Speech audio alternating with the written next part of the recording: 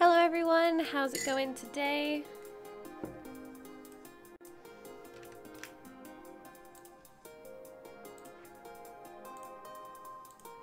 Hey! How you guys doing today? Good morning, good afternoon.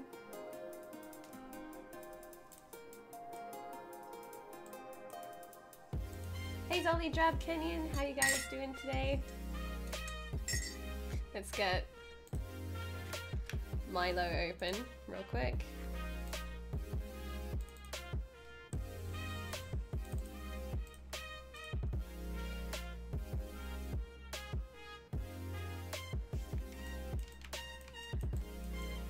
We have to work on her thumb a little bit because that's screwed up, but welcome everybody.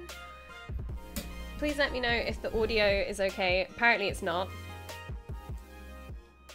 We can turn that down. I think it's just because I might be a bit too far away from the microphone. Let's do this. How's that? Is that better?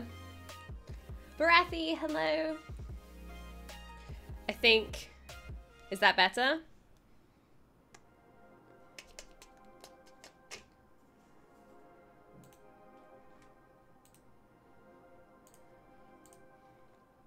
Gonna need a bit of a confirmation right there, but on if that's any better.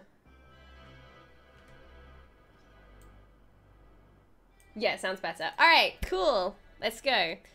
Good morning, everybody. Welcome to the Pixelogic channel. I'm Shayleen. I'm a game artist in the UK, and we're going to be working on continuing our Milo project. So we're going to work a bit more on her hand because I still haven't Dynameshed her fingers together, and we have to fix her thumb. We're going to fix that up, and then we're going to start working on the tail, hopefully, unless I decide that I want to do something else last minute, which is very, very common for me, but we'll have to get all of that in. That'll be fun. Good morning, Mad Hat. Thank you, Blaines. I appreciate that. I am a lot better now. Lydia, hello. This is the last part of it. This will be the last part of the hands, yeah. If it goes over this, like if I don't get them finished this episode, I'll just finish them in my own time. Rather than doing them on the channel, but because that's just kind of like polishing. But yeah, we got to get the tail blocked in because I want to get her fins on here. And kind of figure out the shape of that, because it's a bit of a blob right now. Doesn't make much sense, but... yeah, and then I was thinking next week we could do another demo. I think the second demo that was voted in was the mouth, so we'll probably do that next week, but... I'm feeling much better, thank you.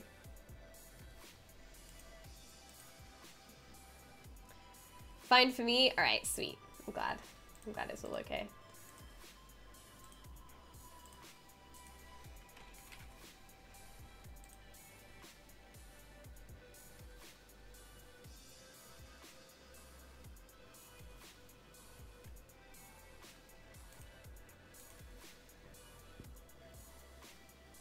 Those hands look so good and long that they never have trouble getting the chips at the bottom of the Pringles can. You know what I'm after. It's exactly what I'm going for.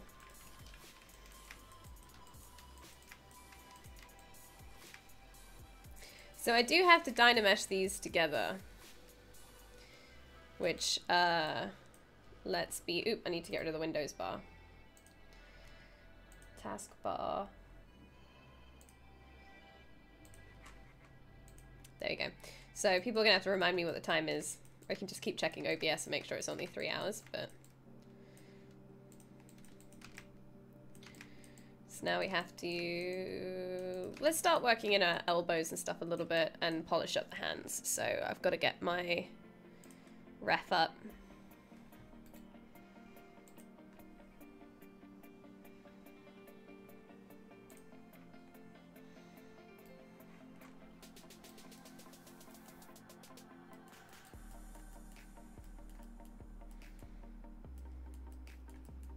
Like, these are my hands. No, no, no, no, no, no, no. Boring, but okay.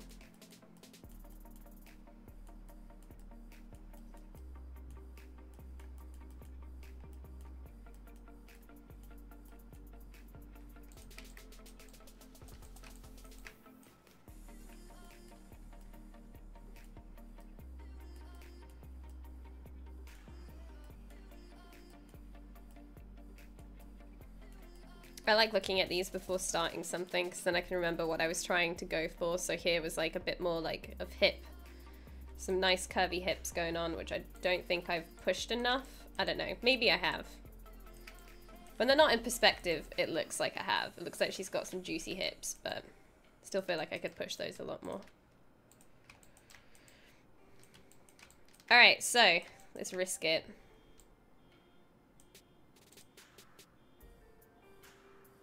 Let's Dynamesh it.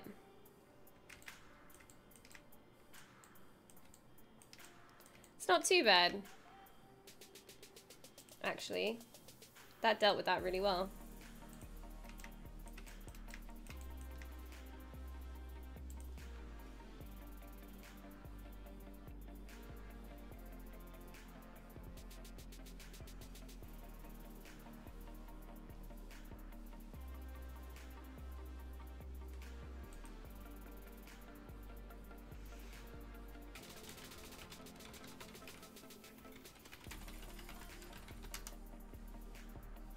Let's make sure we're okay.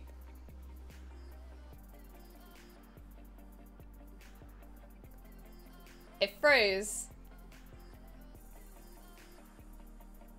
It's catching up. It's catching. All right, cool. I can see it moving again. All right, so it froze for a little bit, but we're good. And that's just because Dynamesh and OBS don't like each other. I should really not be doing this with a mouse.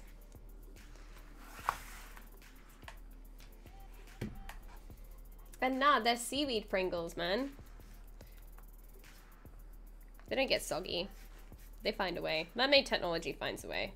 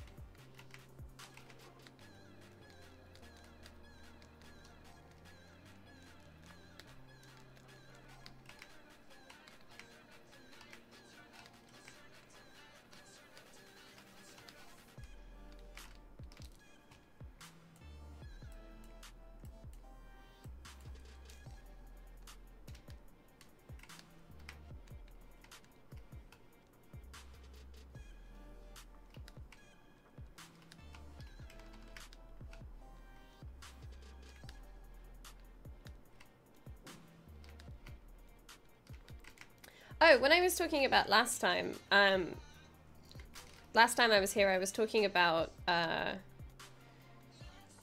like, doll makers that I follow, on Instagram, who are, like, big inspirations for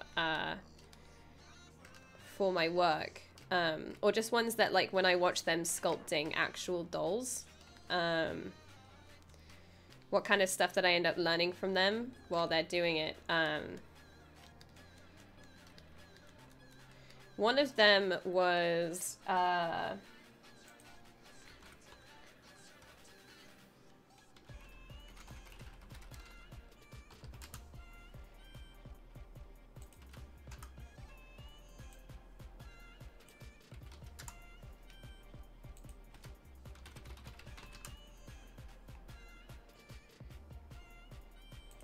Papa V Sisters. So these were one of them. I follow these ladies because they do really awesome doll faces. They're really unique, and I love how the way they do eyebrows and lips. And they create like super high fashion outfits for them and stuff. And then they make the hair and the wigs themselves. I think they just have a really nice style. And they post up sometimes how they paint and sculpt these. So I would definitely give them a follow just for this stuff. Because like just how long their necks are and the way they paint the skin and the way they do the eyelashes and stuff is really cool. So they're one of the doll makers that I follow. Which I was talking about last week.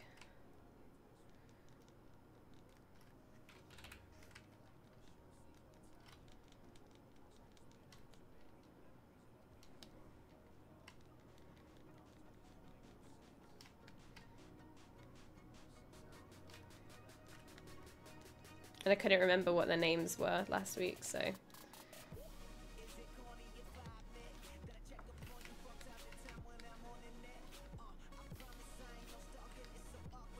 Feels like they've changed this playlist. One sec. This is the one I want. That's just a little bit too much for me.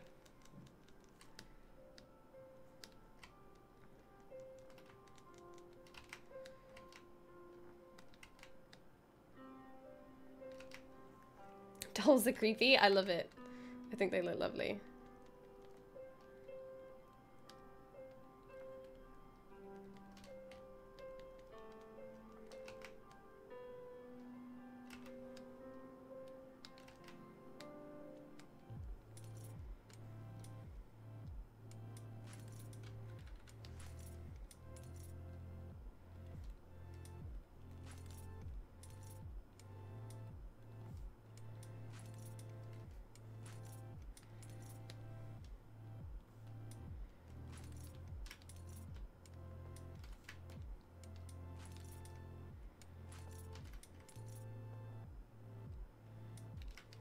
Just gonna make these a different poly group.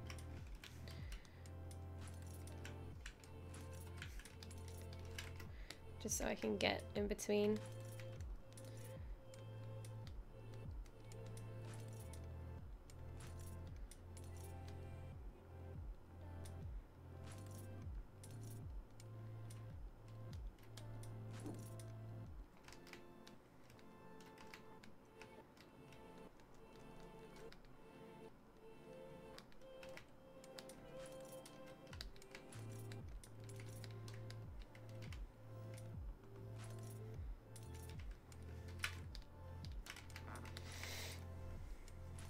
The Sims music is OP. Hey Acid, I'm doing great. How are you today?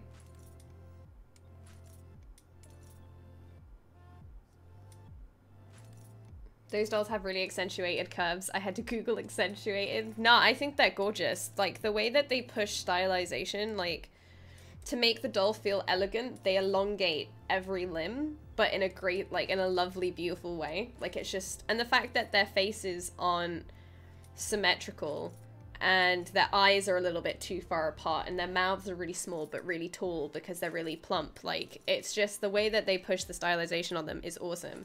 I actually want to do a study of one of their faces at some point because they're just beautiful.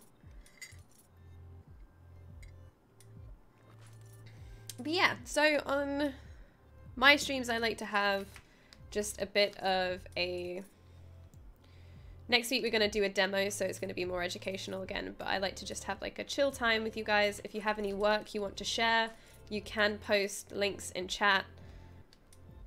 So I would love to see your guys' work if you want to share them like with everybody.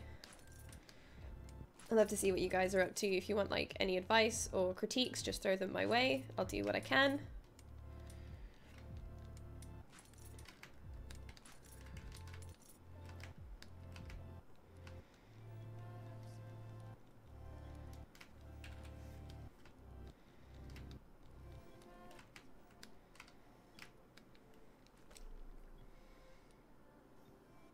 Tim Burton dolls.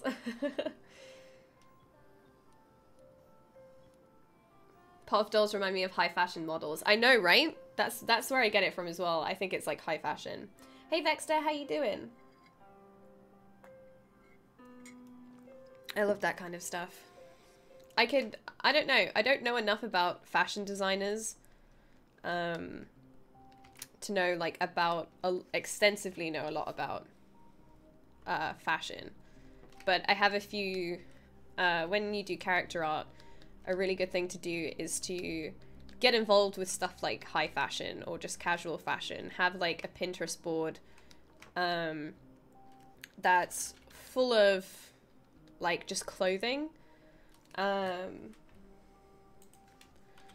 Even if it just looks like the most bog standard, I saw a person wearing that on the street, try to have that kind of stuff on your board. I mean, if we look at, I'm not gonna risk it and scroll down, but this is the kind of stuff that it suggests to me.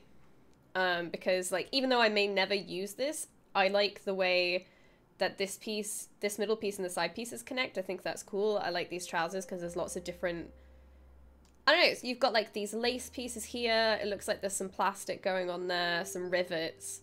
There's a lot of interesting elements, but they don't overshadow or draw too much attention, where you could still have visual interest in the pants, but then not have it draw too much attention to the character. Like, that's pretty cool. I'm now gonna save that.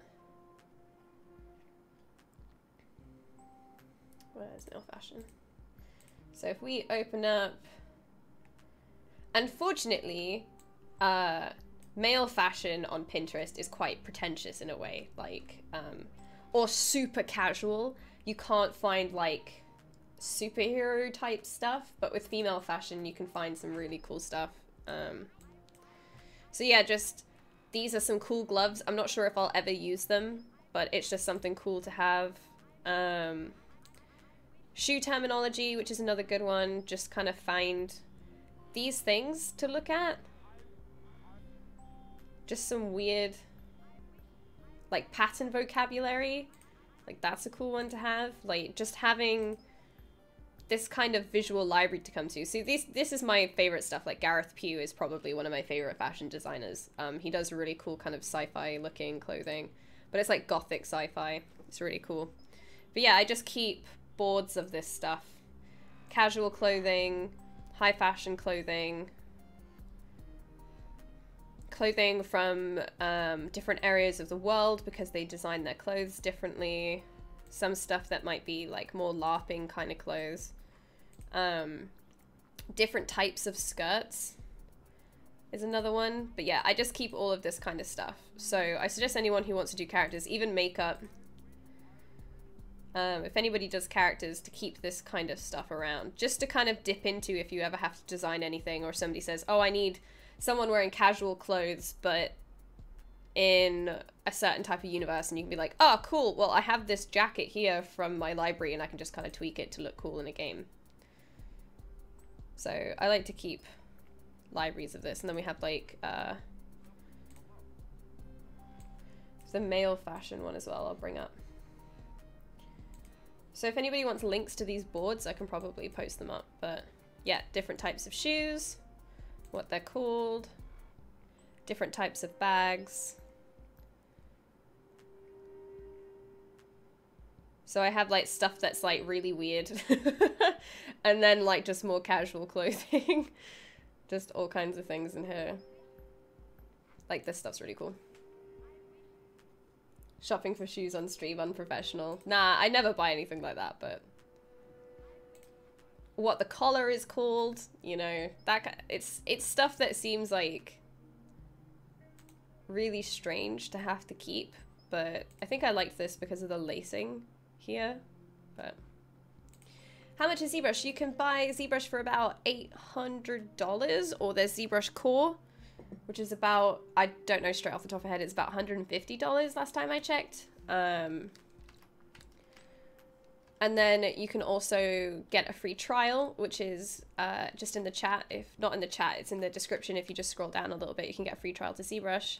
Or there's Sculptress, which is free.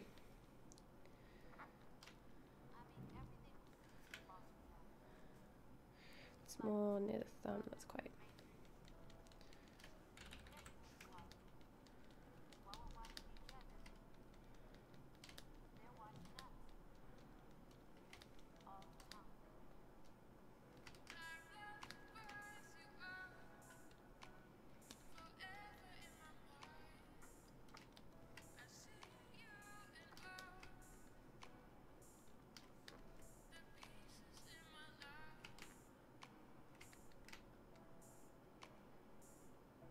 Do you start high poly and then retop for games? Yes, depends on the character. If it's a low poly character, like the mobile stuff that I work on, then we don't. We just model it straight up. It's a lot faster. Just to model it and then subdivide it and bake it from that if we do bakes.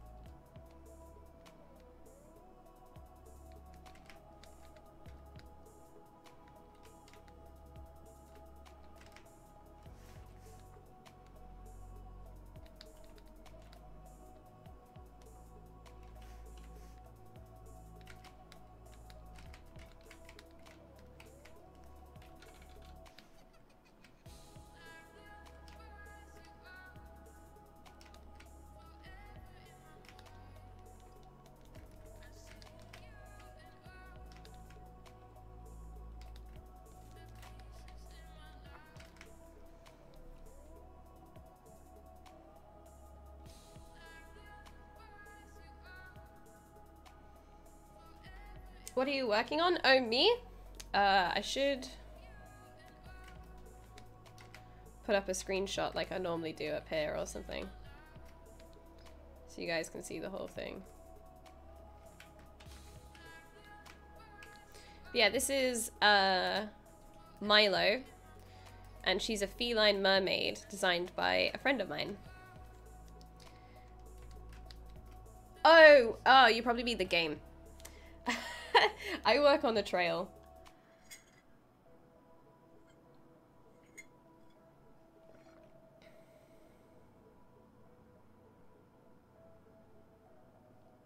Blender is a 3D software. It does sculpting, modeling, all that stuff. And it's free. But, I don't know. I used it a while ago, but I don't really like it.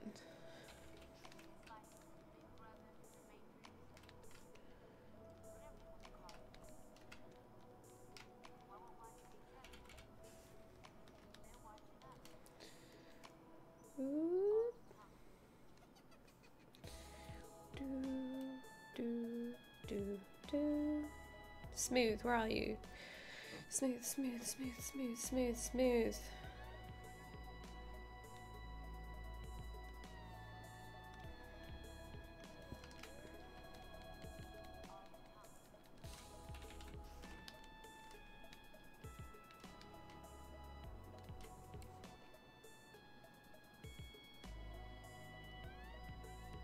I have a novice question. Once you render the character, does a programmer make it move in game? Do you have to render each movement of the character? No, normally that would be animated.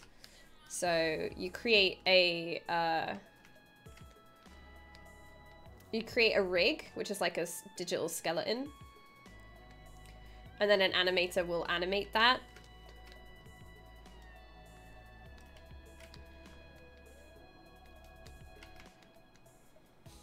And then that goes in game.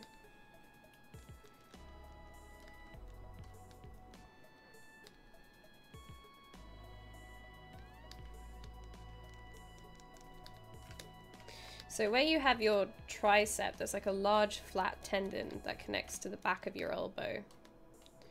And what you'll kind of see is this flat tendon, and then it will shape into your tricep, which kind of goes down around this way.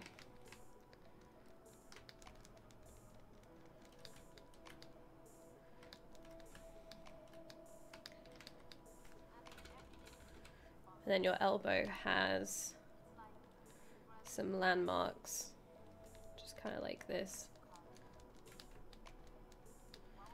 But that's just like a...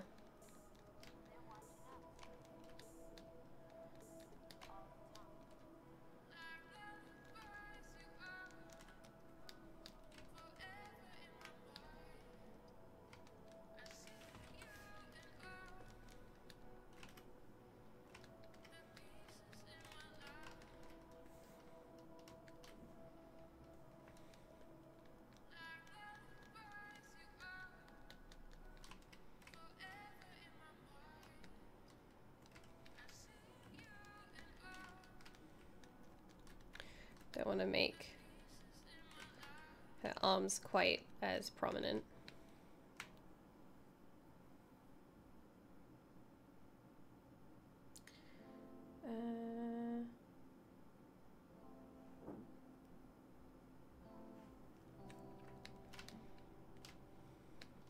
But yeah, to be honest, for me, it's just whatever you're comfortable with.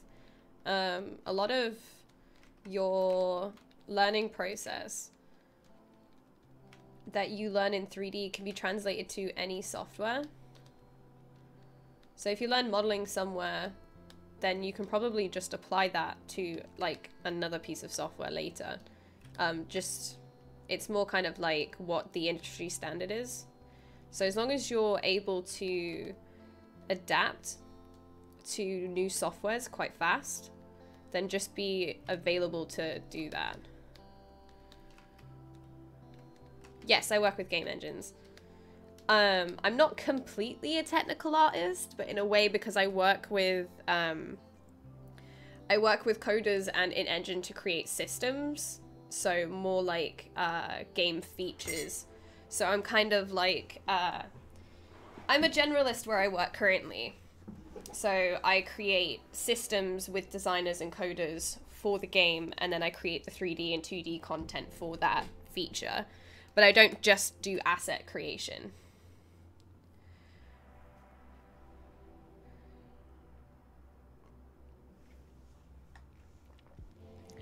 But I'm not a technical artist because I don't do scripting or anything like that. I can't create my own scripts or stuff like that.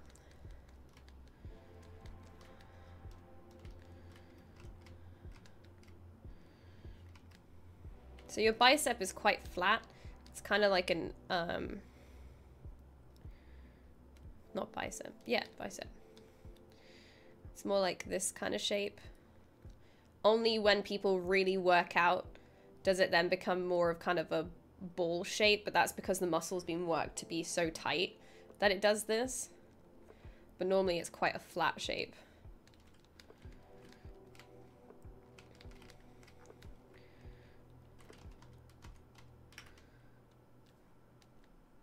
Smooth out the clavicles a little bit. They're a bit too strong for me.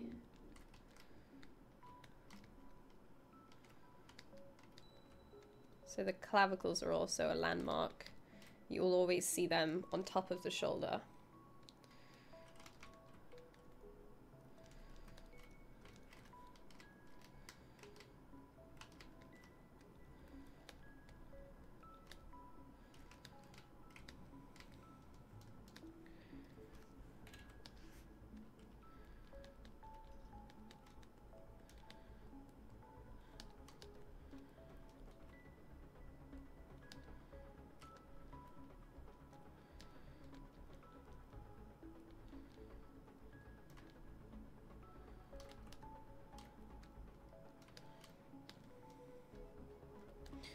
And then your trapezius muscles. Would you recommend Unreal 4 or Unity for beginners? I remember that CryEngine will make you cry. Yeah, CryEngine. But I used CryEngine years ago when they only first released it out for students to use. They hadn't released it for anyone else, so it didn't have very good support. I use Unity at work, but I did use UDK back in the day, so I haven't used Unreal 4. But I think it just depends on your background. So Unity can be very powerful if you know how to script and code. You can get any of that scripting and coding from online. They have really, really active forums online where you can basically copy and paste a lot of stuff because people will help you out. What I find that Unreal does is it gives the artist a lot of power because of blueprints. So blueprints are a lot more interactive and a lot easier to understand without scripting. So I find that if you can't script, then probably Unreal, because it's a bit easier to pick up, but both of them have very active communities. So if you have any questions or need any tutorials, both of them are totally set online to be able to do that for you. But I would say, because I've used both, I really like both. But what I like about Unity is I work with a team, so I have, if I need something, I've got the team to be able to help me to put it in. I don't have to fully do, like, I can do a lot of it myself. I help to build the system by giving them guidance on what I need, but it's more of a collaborative effort rather than doing it all on my own.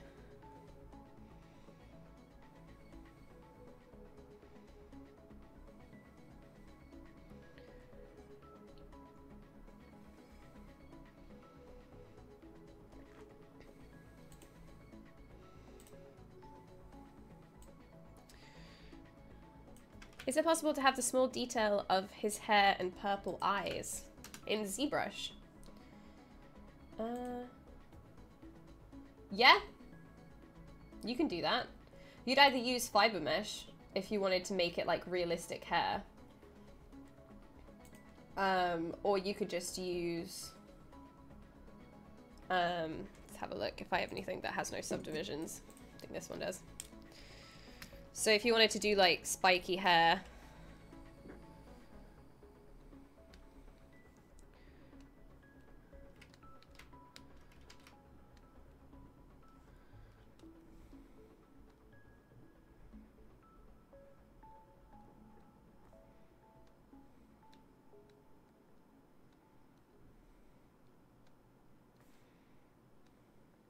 yeah, you could just do this.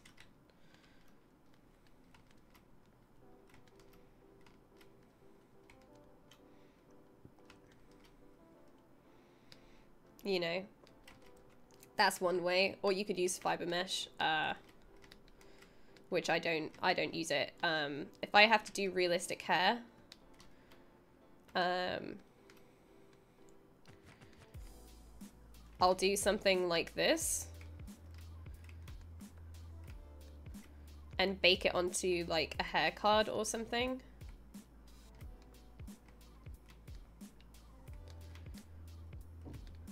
Or I'll show you how I've done hair, like game res hair.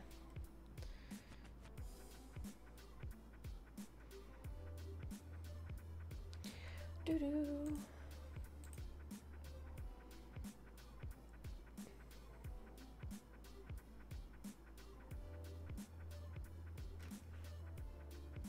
Yeah, if you look up tutorial for fiber mesh, that will do it for you.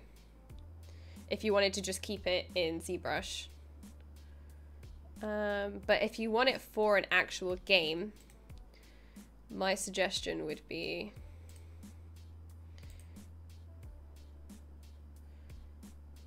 Let's see if I've got it here. So this is what I do for game res hair. I create some hair strips, which you can do in ZBrush, which a lot of people do. They'll do this, basically. Switch this to this.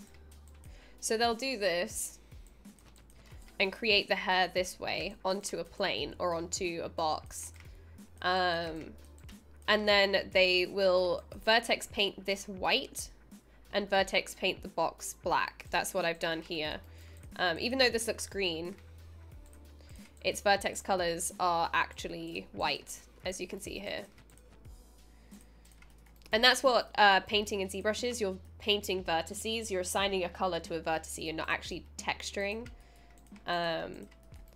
So you assign this as white, this is black, and then you bake it onto an alpha. So this basically says there's something visual here and there's nothing here. So then when you bring it into an engine, so this is just a renderer, but it's a real-time renderer, so it's the same as it would be in your game. This is what I'm working on currently. And then it looks like this. So you apply that to these cards here, as you can see. So these are all strips of geometry. I created these in ZBrush by using the IMM hairbrush.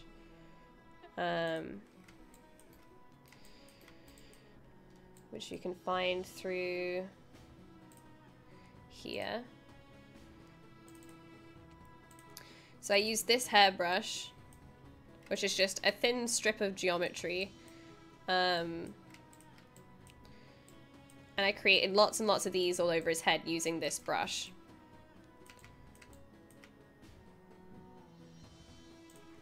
And then I applied that hair texture that I made here. So I got some short hair, some medium hair, and some long hair.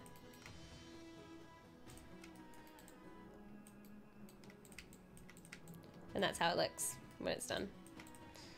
We just turn this off. So yeah, that's how you do in-game hair. If your anime character is for a game engine, I wouldn't use fiber mesh. I would use this kind of method. If you look up how to make hair card, like game res hair cards, there's tons of tutorials online. Some of them aren't. This kind of method is almost one. I've kind of mixed a few of them together. I haven't taken just from one because I found that some of them don't quite work for me, but there's lots of different ways of doing them. Yeah, those eyes. But yeah, that's how I do it. And then I create, which you can also do in ZBrush, I created these flyaways, which are just little cubes that I've just extruded. And that's how I got, that's how I got this kind of like extra flyaway piece to make it feel a bit softer.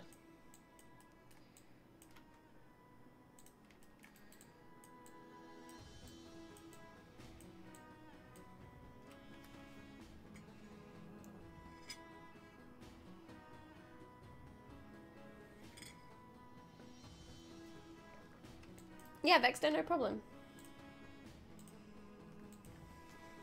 Game res hair. Let's see if we can find the tutorial that I mostly followed. Yeah, I mean, this one is missing quite a few steps.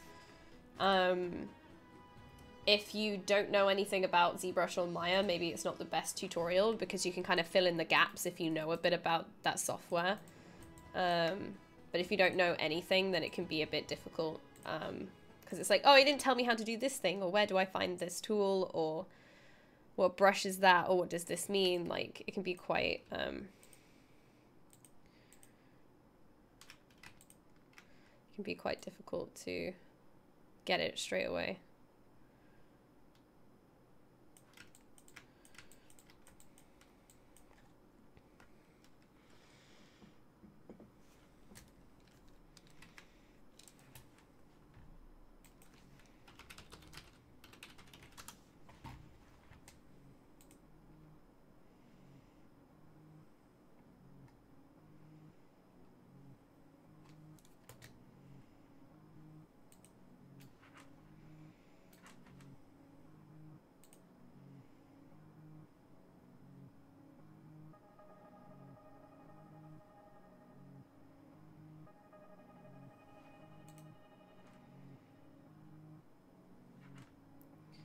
Are you using any of the preset skies? No, I think I'm just using a flat color.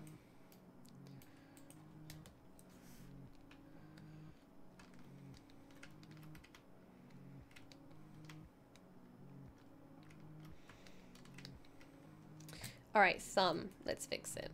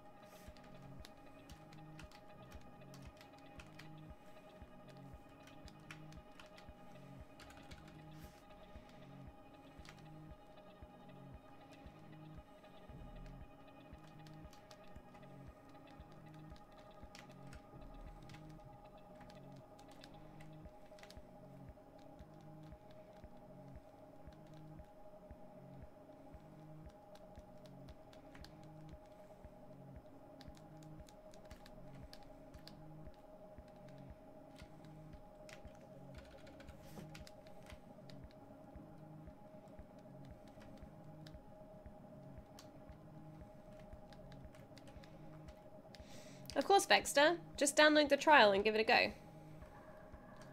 And see if you like it.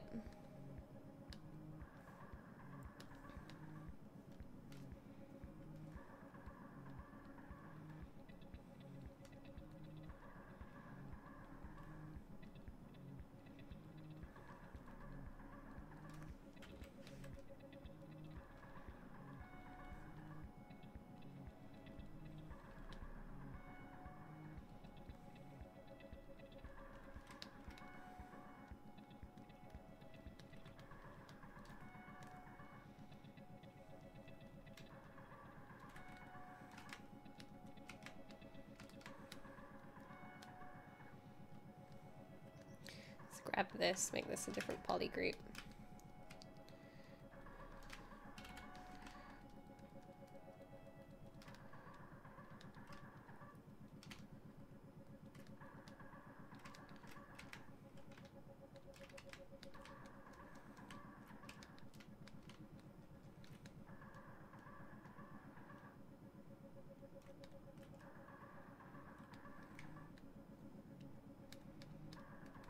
I think this isn't rotating the right way.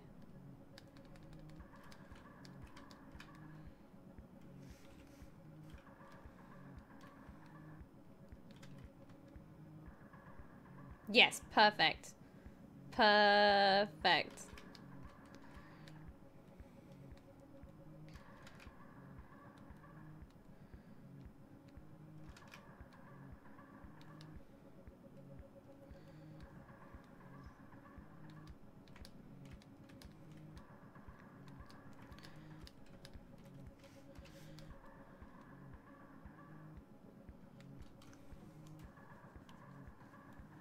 Are hands hard to model just like they are to draw?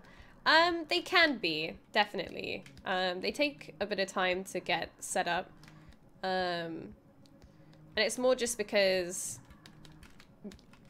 like, so you kind of separate it into 3 big pieces. So you've got, like, I mean, the overall hand, not just the fingers. The fingers are obviously another piece, but you have, like, this piece right here, which all moves together. Then you have your thumb, which is a separate one, which moves independently. And then there's like this piece here, which is your index finger, also kind of moves independently. So you've got to get all of these pieces working together. But your hand doesn't lay flat because you're like the side of... I'm trying to find the best way to do this. The side of your hand, your thumb kind of sits out, like this is quite flat, but then your thumb sits outside of that. So getting that rotation right is difficult.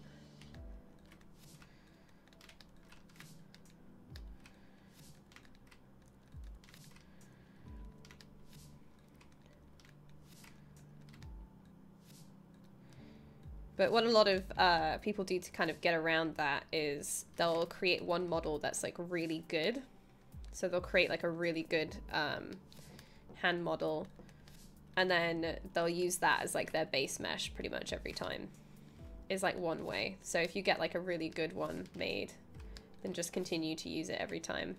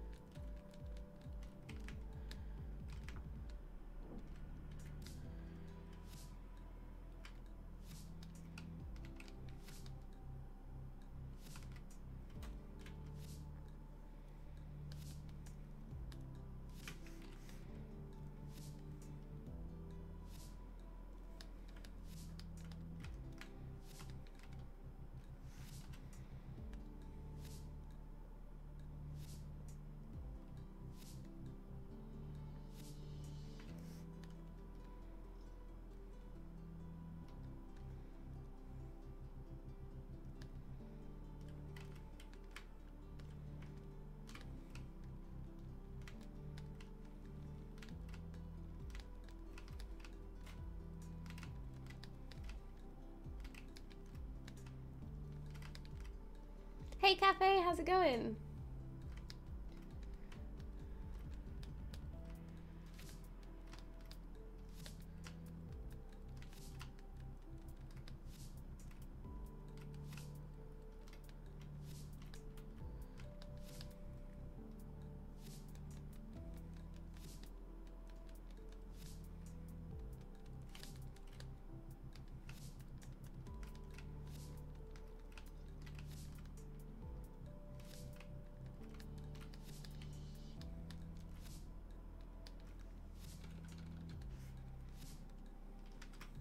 Getting some kind of nail on there always helps.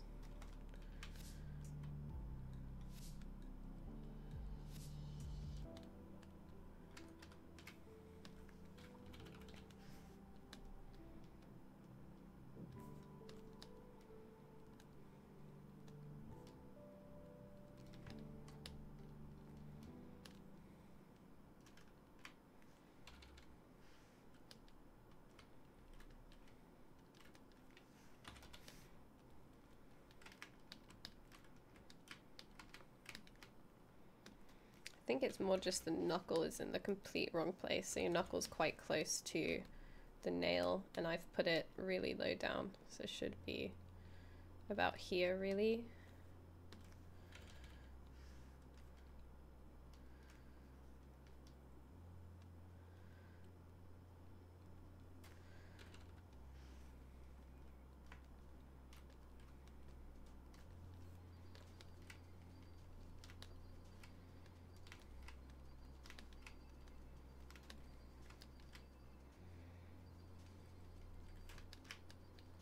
Oop.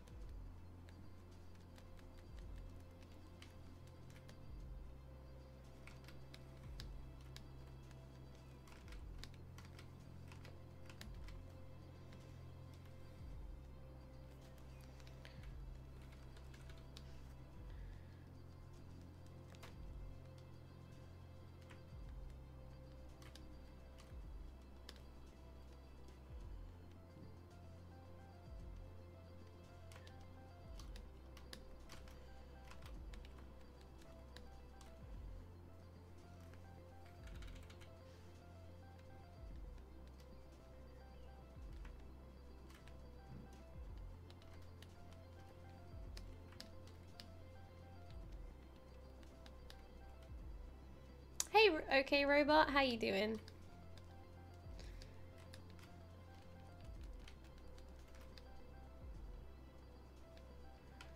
What time is it in New Zealand right now?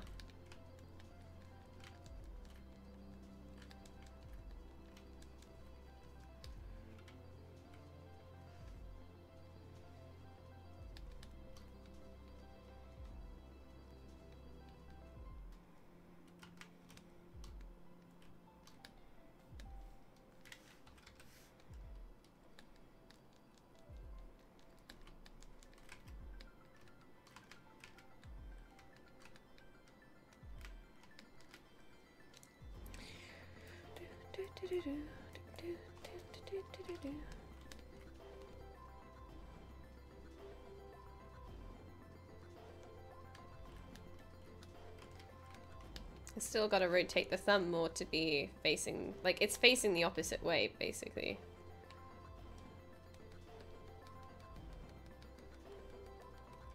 It needs to be facing towards the front. So...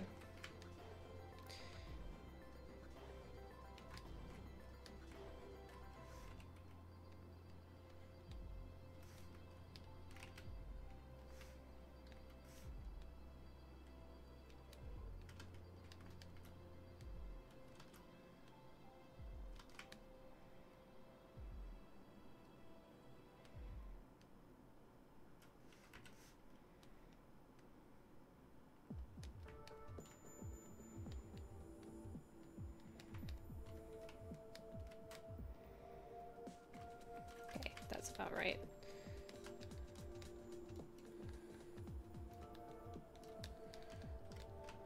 Just need to fix that up.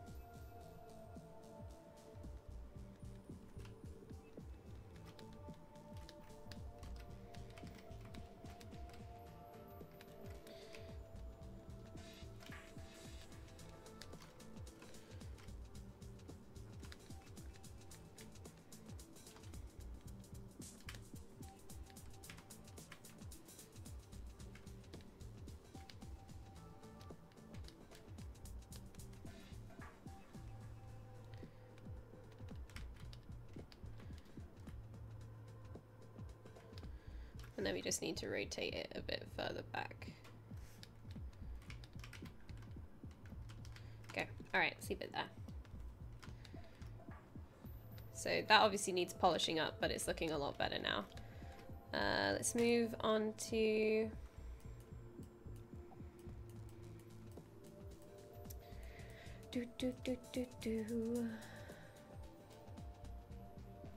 What should we go? Oh yeah, we said we were going to do the tail, right? Alright. 12:51 AM? Gosh. What are you working on in Pixelogic? Today we are working on a... Oh, my tablet turned itself off. Hello? Excuse me? Hola? ¿Cómo estás? Okay. Today we are working on Milo, who is a female mermaid. Well, sorry, female. Feline mermaid. And she's a collaboration with myself and another artist called Miori. She's the one who's designed Milo.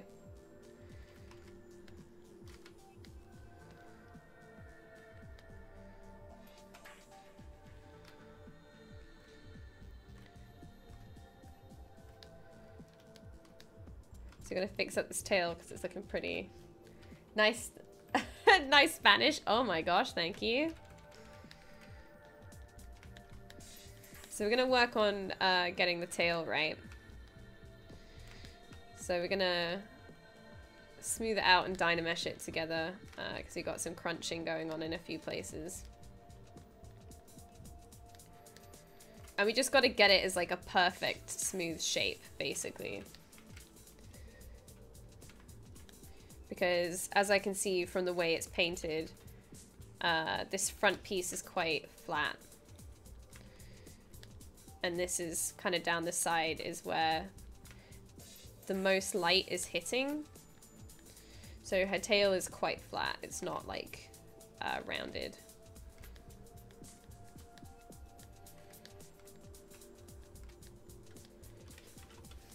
Just gonna use hard polish to kind of flatten it out a bit.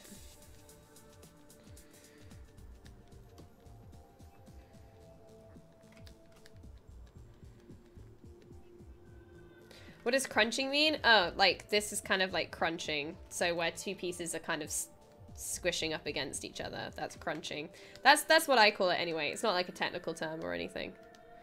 I just say it's crunching because it's kind of all the geometry is scrunching up together and creating a crunchy look.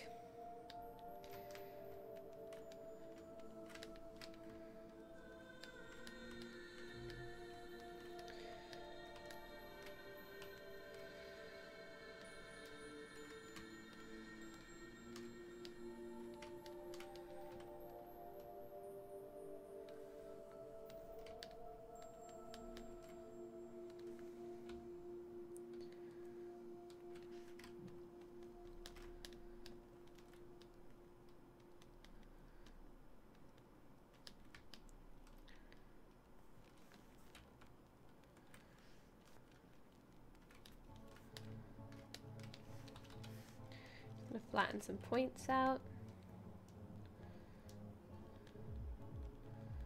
So what I want to do is Dynamesh this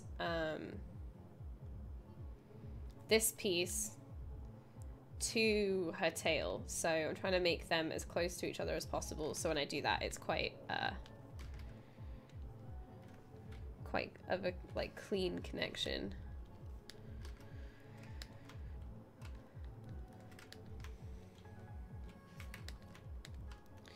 And then this kind of tapers off into pretty much nothing.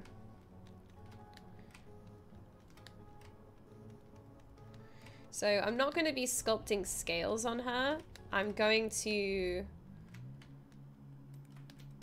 kind of feather them around in a way. So just kind of dot them around, make sure they're not like everywhere, otherwise it gets quite noisy. But I'm going to be very picky on where they go. So there'll be like a couple of places where there'll be like some scale detail like this, but it won't be everywhere. It will just be like in a few concentrated places to add some texture, but it won't be crazy. Oh, yeah, save. Doo-doo.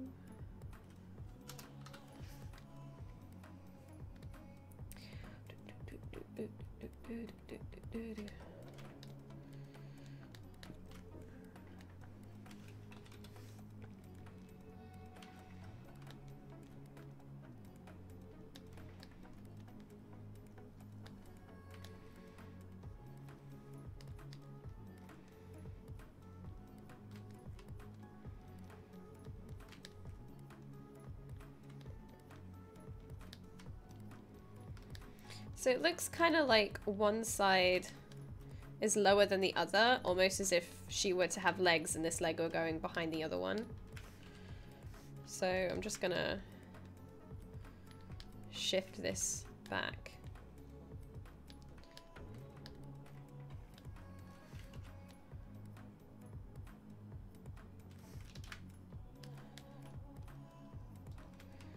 So it kind of looks like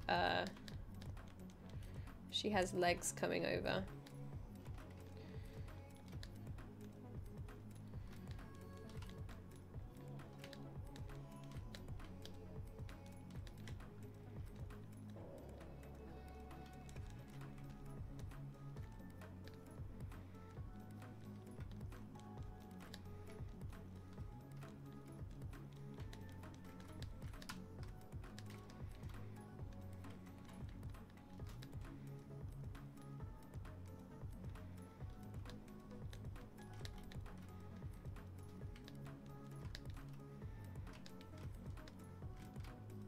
You know me, thank you. Is that a catfish lady? Yep. Nailed it. How long did it take for you to be a 3D artist? Do you have to learn it as a speciality at a special institution? I went to university to learn game art, but I'm self-taught. I went to university not knowing what I wanted to do. I just knew it was games somehow. I wasn't a big gamer at the time. Hadn't played a lot of games. I don't have a big gaming background like a lot of people who are like, oh, I remember cherishing this game when I was a kid. I didn't have any of that. I was quite new to it. I didn't know what 3D was. And on my course, I hated 3D. I actually didn't start doing 3D until I left, and that's why I say that I'm self-taught. They gave me a bassist, really. Like, they taught me the software, but I wasn't a good modeler. And it wasn't until I left university before I started learning 3D. So that was about 2.5 years ago. But I don't feel like you have to go to university to become a 3D artist. If you have the good work and you have a good work ethic and you're able to work in a team, then that gets you the job ultimately. But I think what university gives you is an environment to learn. So you have like 3-4 years just to sit and learn and not have to worry about anything else.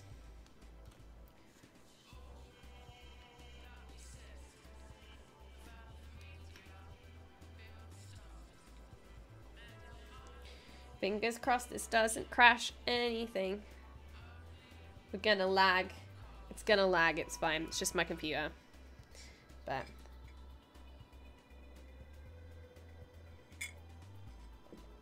yeah. My school wasn't great at encouraging people to do 3D or anything like that, so I found it really boring.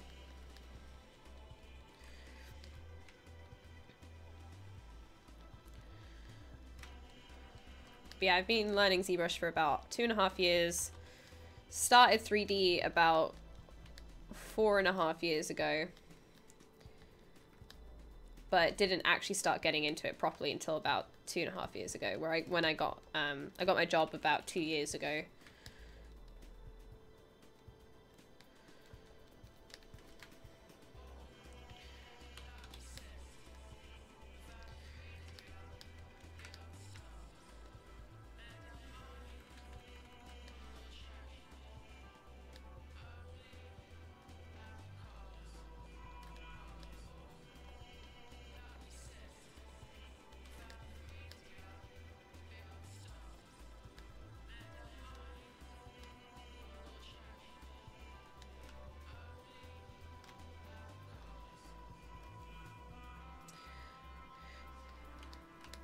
arm's in the way.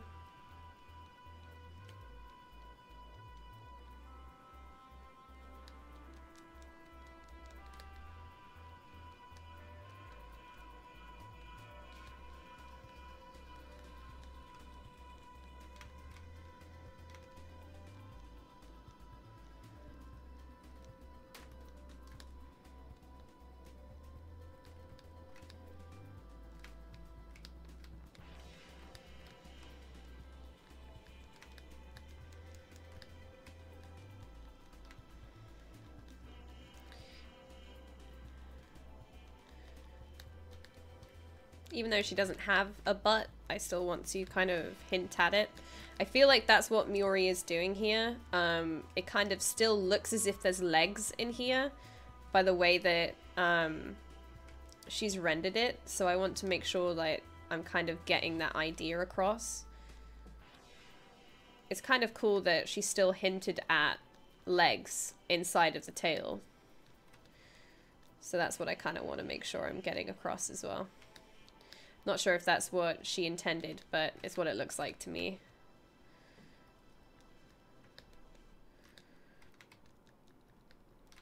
So I'm going to bring this to a lower subdivision later to make this a bit easier, but...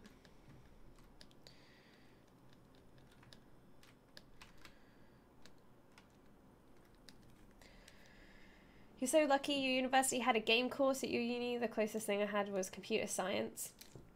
Yeah, I think it's more... They had something, but a lot of, like, anything, really. The game industry works and moves so fast. It's very hard to have an art course that keeps up with the time. A lot of what I was being taught was what my tutors knew, and they hadn't been in the industry. The last stuff that they worked on was, like, PlayStation 2 stuff. So a lot of what they knew was quite old-fashioned at that point, so... a lot of my knowledge was quite old-fashioned when I came out of university. Things like PBR were coming out and were already out, and we didn't even know about it until we all left university. So I think we left with kind of like an idea of what 3D was, but a lot of people I knew came out a lot better than I did anyway. I didn't work hard enough when I was there, really. Yeah, a lot of what I learned was quite old-fashioned, but I feel like the course now has changed quite a lot because new people have started teaching. And some of the teachers left and then came back after working in a studio again, which is quite cool.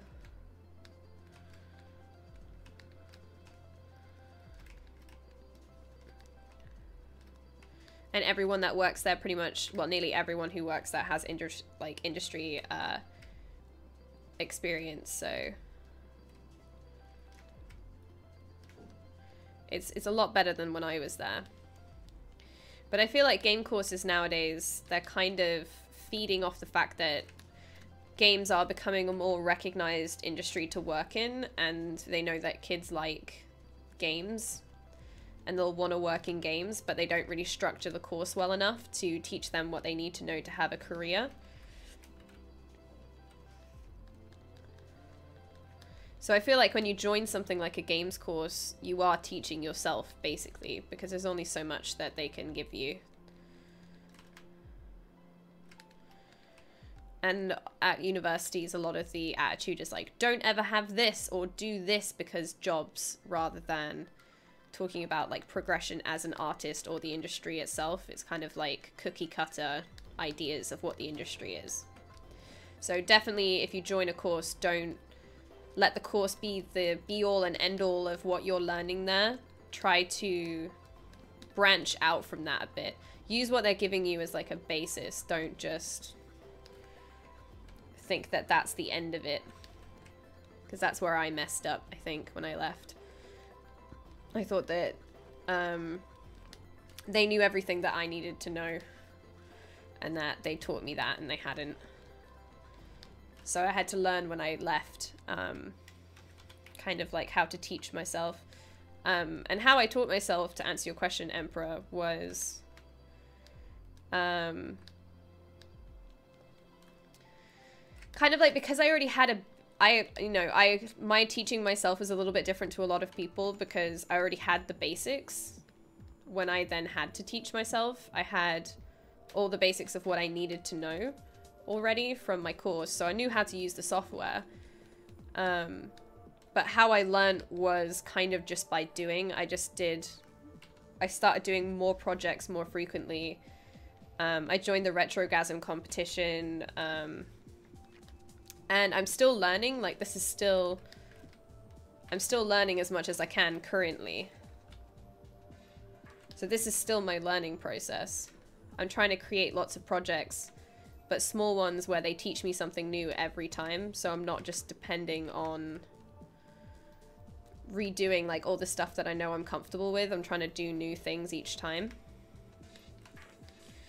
And that's how I learn. I always suggest kind of like doing lots of little projects where you want to learn something. So with my next big project, which will be the Witcher project, I want to get better at male anatomy and male faces. And to do that, I'm going to do some male face studies while working on it to kind of like, I guess like have it stick in my head a bit better, because I find when you work on a big project, a lot of what you learn in a certain place, like the face, if you only do big projects, whenever you have to do a face again, it feels a little bit like you don't know anymore because it's been a long time since you've done it.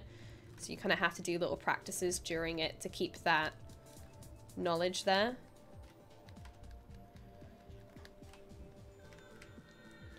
So I'm going to be doing like male anatomy practice and male faces. So trying to do some speed sculpts of male faces and all that stuff. And that's how I learn. I learn just by doing and then failing and then trying again. So what you're saying is they limit the knowledge to just teaching the art aspect and not holding down the job aspect and how to adapt in the company you work for.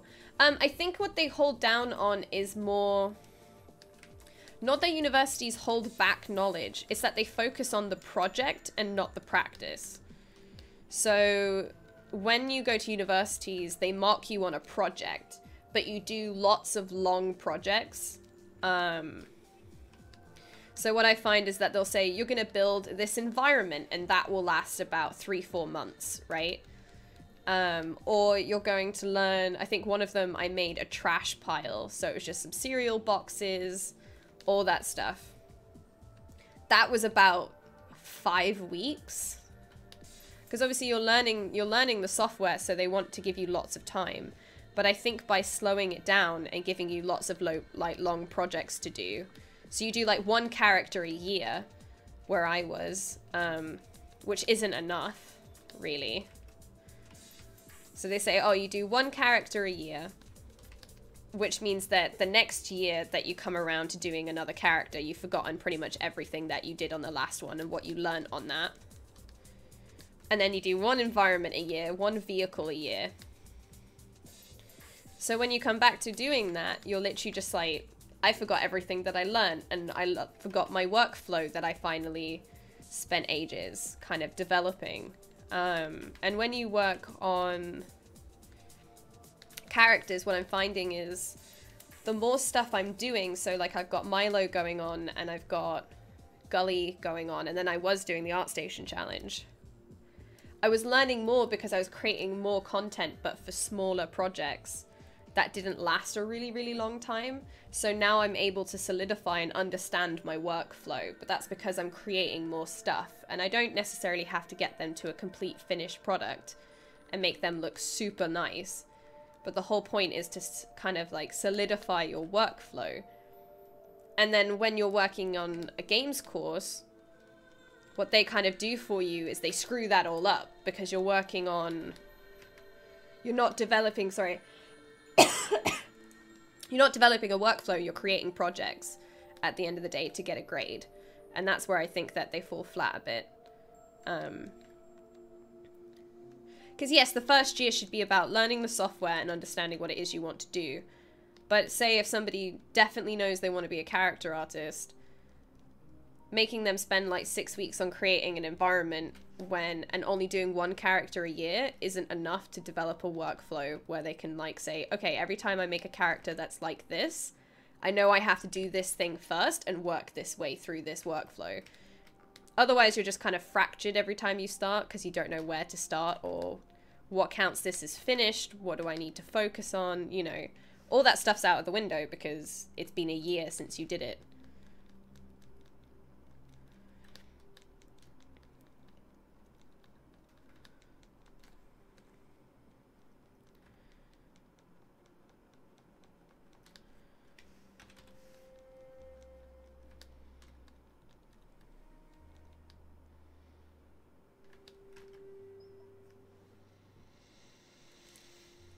I can make a trash pile in minutes. All I need is some pictures of my life. Oh!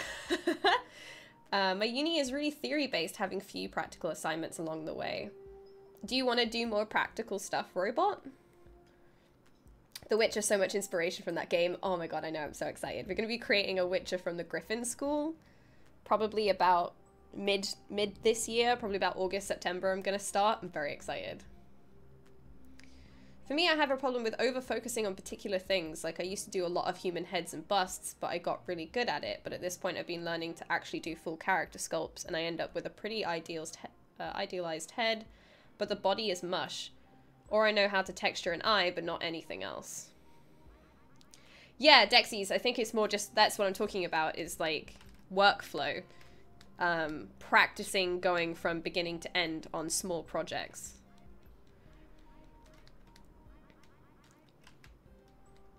So because you don't have that beginning to end workflow, you struggle when you have to do any other part. And I'm exactly the same. Like, now I feel like, yeah, I'm totally getting there with female characters. There's stuff, obviously, I still really struggle with. So, like, hands and backs. Like, I'm not very good at, like, the back of a character. Faces I'm getting a lot better at. And then doing that demo last week where we worked on the eye sculpts, and I was talking about how to create eyes. Only kind of, I've not done that in ages, and I haven't sculpted an eye in forever. I think the last time I did one was for Milo, which was a while ago. Because I did that, I solidified in my head my workflow for doing it. Even though it kind of probably looked like, yeah, she definitely has a way of, like, she does this way every time. Nope, actually, I don't do it that way every time, and that's where I fall flat. But by doing those mini 3-hour studies, helped me to go, okay, no, definitely this works for me. And then when you sculpt an eye and a nose and a mouth, and you do that all separately and you figure that out, then you apply it to something that's a bit larger, and then go through the whole workflow with that one. And apply it as like a whole. What software did they use to make the Witcher models? I think it was 3ds Max and ZBrush. I don't think they used Maya. I could be wrong, actually. They have used the Witcher models in Maya demos before. So maybe they did use Maya. I don't know, but I know they definitely used ZBrush. You can find art dumps for it in places, and it looks gorgeous, like all the character sculpts they did.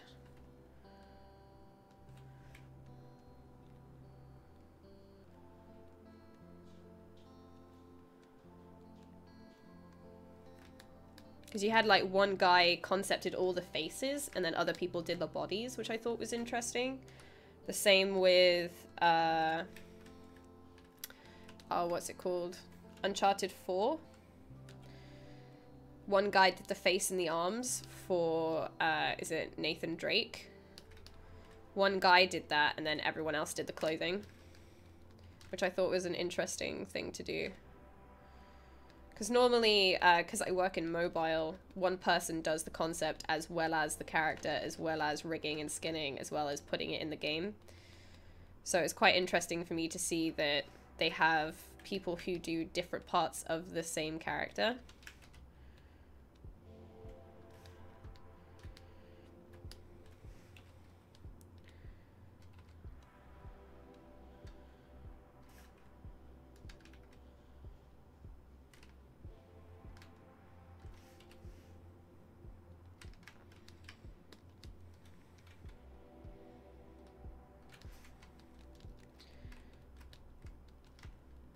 So that's another thing to practice, I think, as well, is adapting to other people's styles. That's why I like to work from other people's concepts right now. If I can make it look like their work, then I've pretty much won. That's like 12 points for me. Because a lot of what you'll be doing in games is working to other people's styles and looks and being able to adapt to that.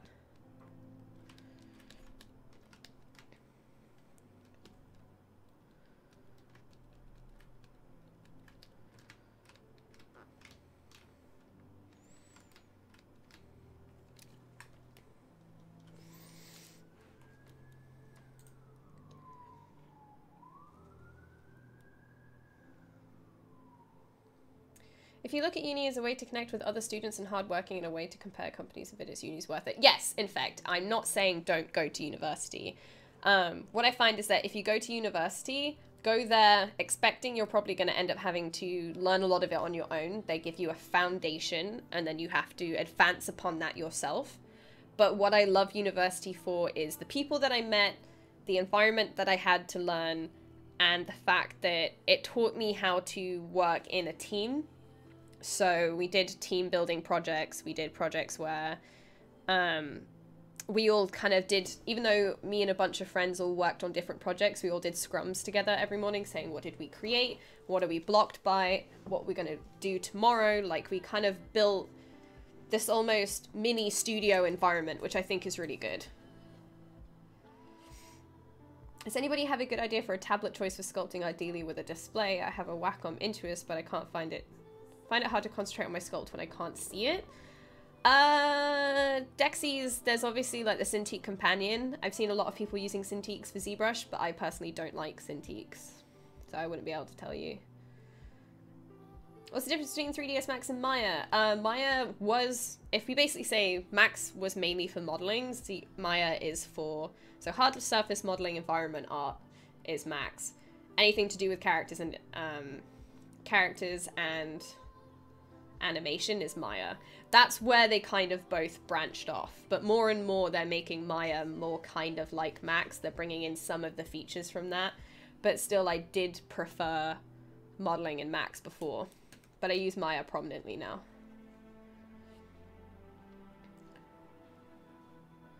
How do I import Maya model into ZBrush? I get an FBX error. Yeah, you have to do it as an OBJ, or you can use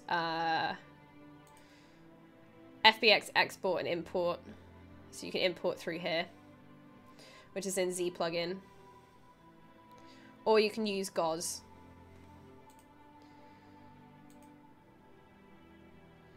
I suppose a new tablet would be my next big purchase, thanks to the suggestion on a cheaper brand.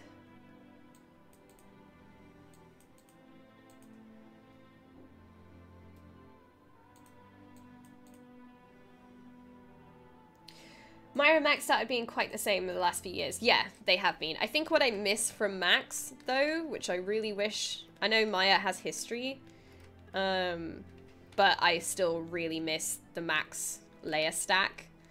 Oh, it was so good. I really miss the Max layer stack, because Maya has history, but you have to delete it very often because it ends up, like, breaking quite often.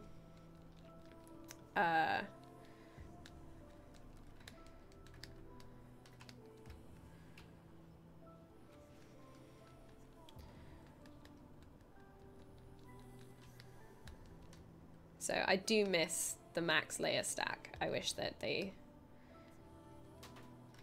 That's all I want. Just put that in Maya and I'm happy. I'll be so happy after that. I just want live history. That's all I want.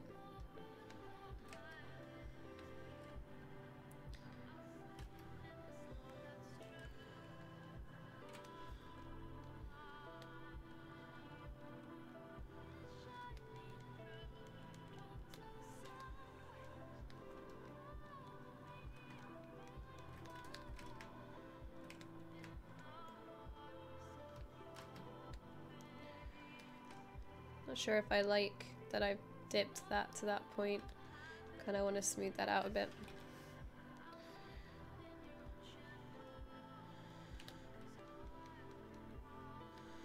Okay, let's have a look. So that's a bit flatter. Let's flatten it out a little bit more.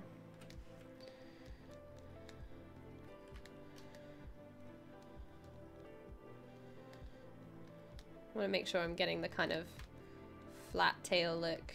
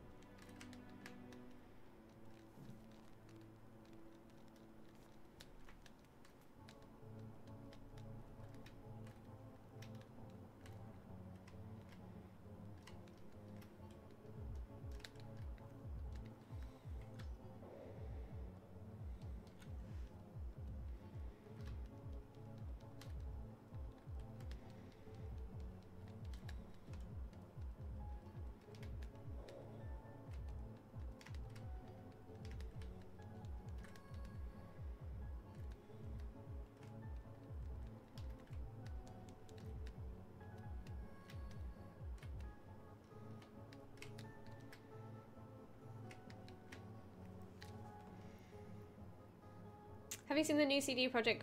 Red did the talking animations for The Witcher 3. No! Post it in the chat. Show me. I want to see. What are your thoughts on Autodesk subscription only pricing decision? Isn't it going to cost a lot in the long term? It is going to cost a lot in the long term. To buy Maya straight off, like forever, used to be 3,000 a year. Like 3,000 flat out done, and now it's about that to have it for a year. So now it's like... But at the end of the day, if you have to pay for it, you have to pay for it, unfortunately.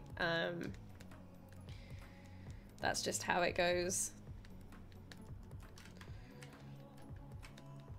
Alright, so let's add her fins on here. I think I'm pretty happy with how this is looking right now. She says right before she changes something super quick. I just want to bring this highlight up here rather than across here.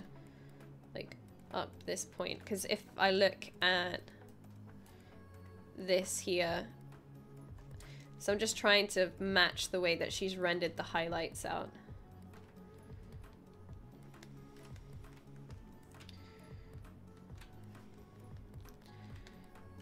And I try to use my matte cap as the thing that kind of tips me off to that. There we go. Alright, so how I'm gonna do the tail will be the same kind of way we did the ears, which was I created a sphere and then kind of masked around it.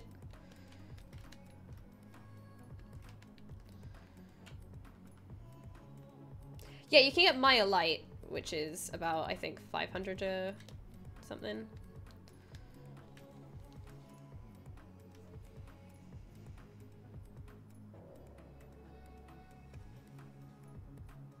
You'll learn skills that are transferable to other programs. Exactly. I was trained in 3ds Max, but I learned Maya for my studio. So you can adapt everything that you learn in Max, Maya, Blender, all that stuff can be transferred to other software. Just be willing to adapt, and that's the point. If you're not willing to kind of like change from software to software for the job, then I think that's where you might fall flat.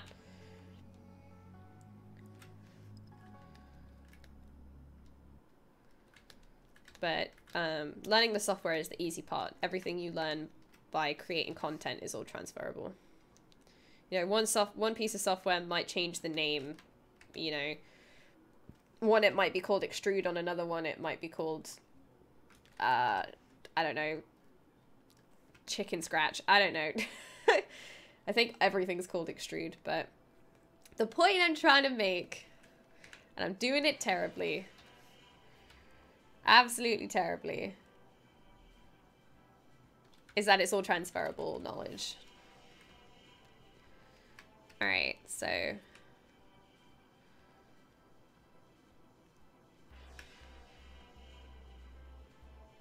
it might actually be faster to model this, I'm thinking. Weld or stitch. Yeah, there we go, there's one. Weld or stitch, there's one. I think Chicken Scratch is a pretty good example, but alright then.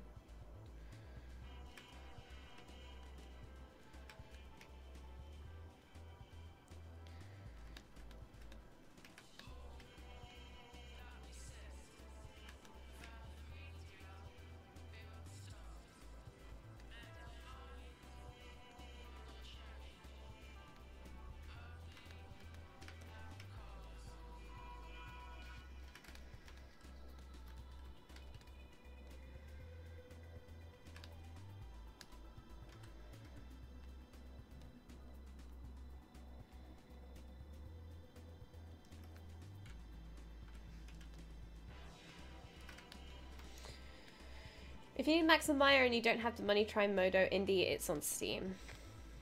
Yeah, I mean, there's so many different things to try. Also, if you're a student and you feel like you can't afford that stuff, there's always student versions of software.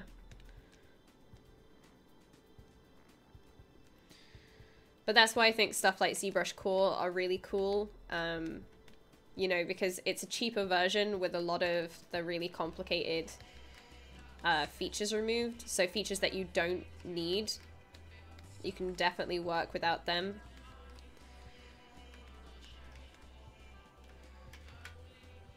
And then they've made it really affordable, like stupidly so. It's really, really, really affordable for people who may feel like they can't afford the full ZBrush.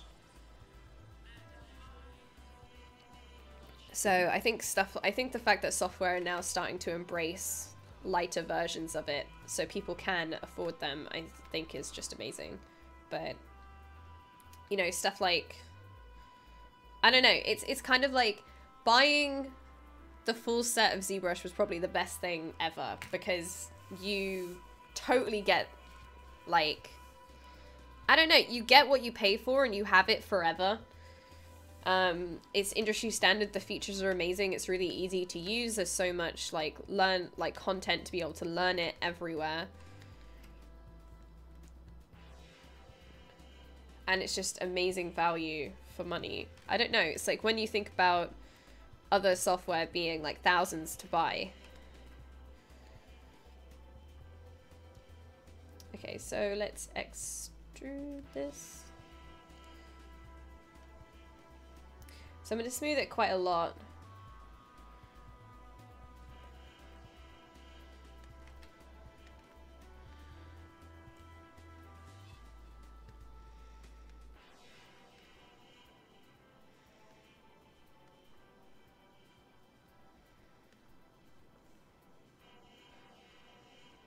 Hey Hephaestus, how you doing?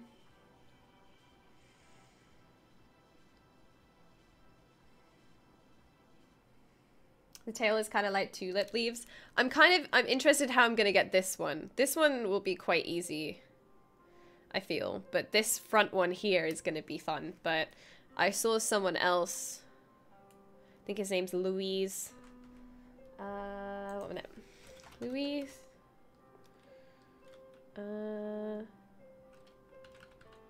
Is it Philippe?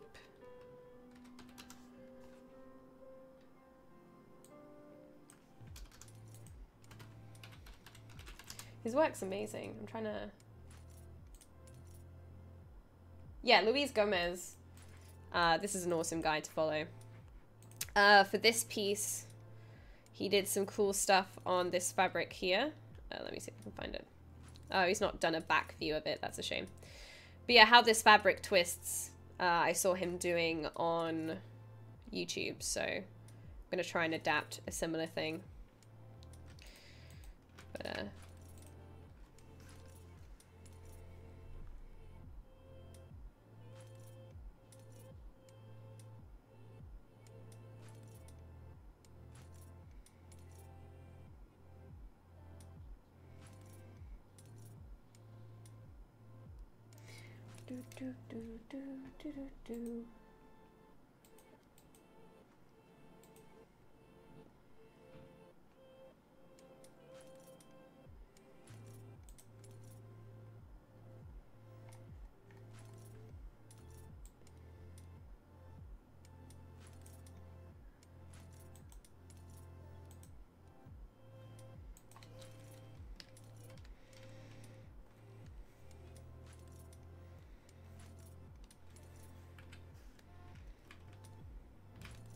So we're going to delete the other side.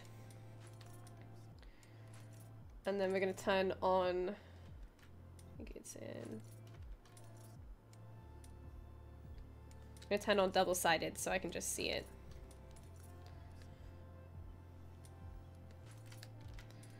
So now we have that tail there.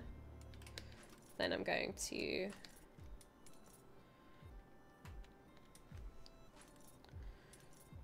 Z remesh it a few times.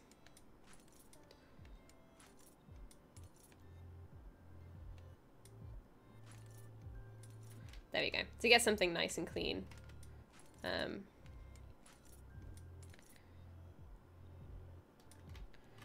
And then we're gonna start posing it.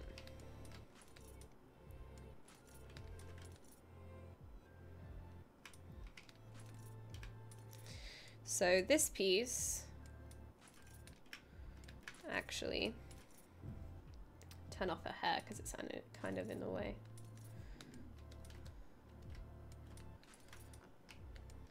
Do you rely on ZBrush quick saves? No, I don't save a lot, but as you can see, I have lots of different versions of it, and I don't rely on quick saves at all.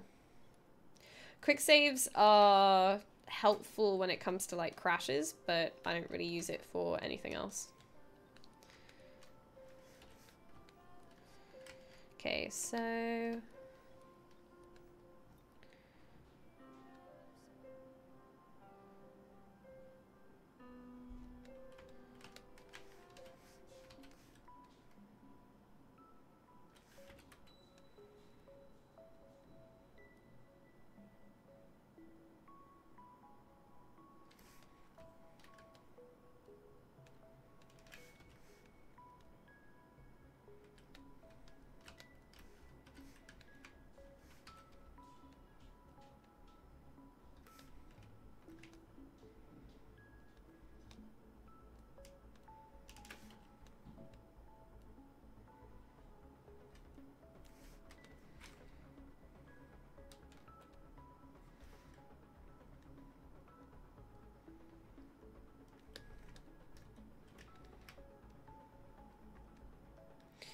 So we're going to have some issues like here where there's a twisted polygon.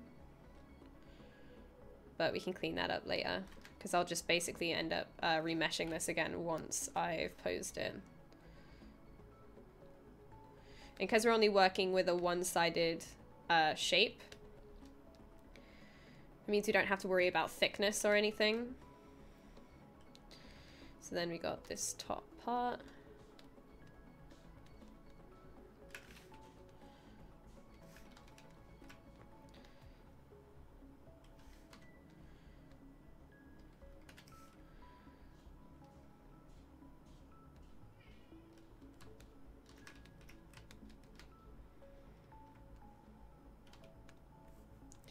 Gonna put on lasso because it's a bit easier. Saved me from crashes many times. Yeah, no, I think it's really handy. I think ZBrush is one of the only 3D software that I use where quick saves or crash saves actually work.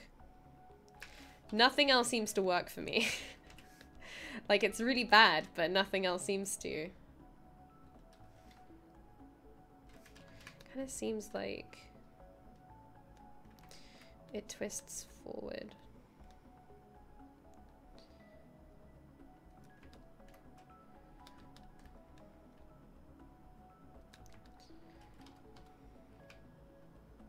No, it doesn't. It twists.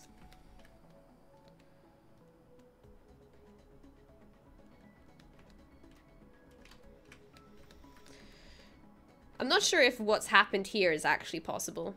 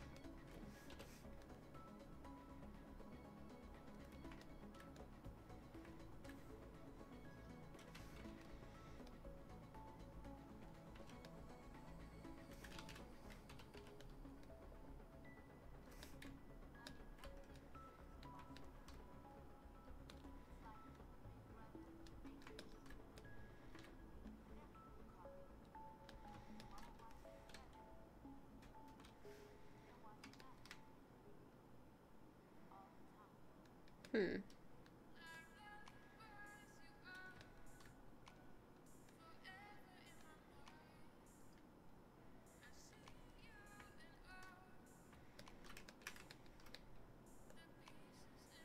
to think how I'm going to okay, it just kind of looks like it twists back out this way.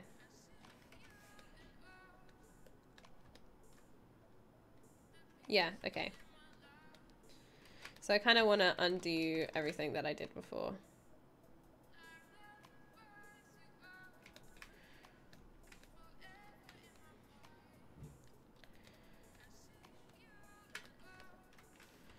So it's just that it twists.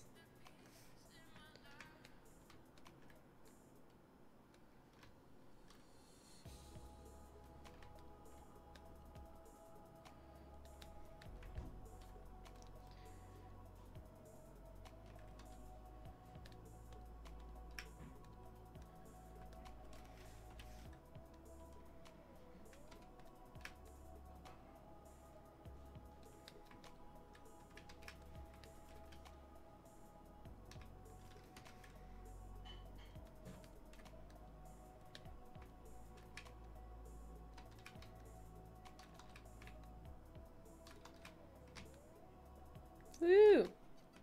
No.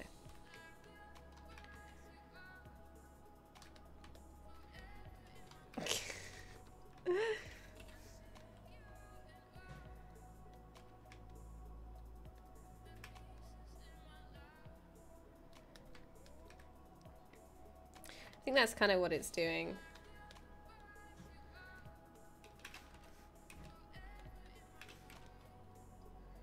It's kind of twisting out that way in a way.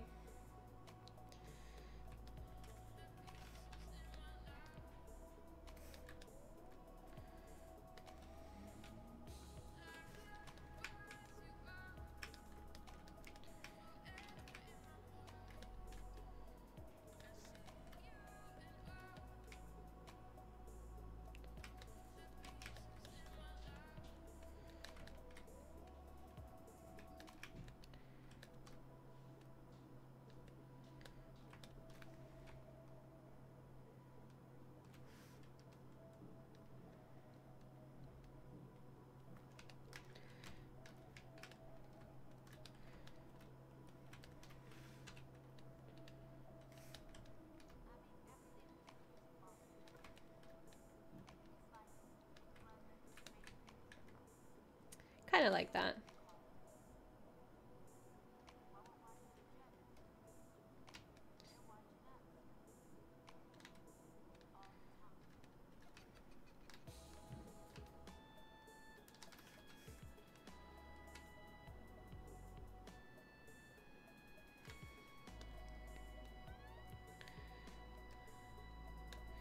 So we need to get these to kind of bend over a little bit.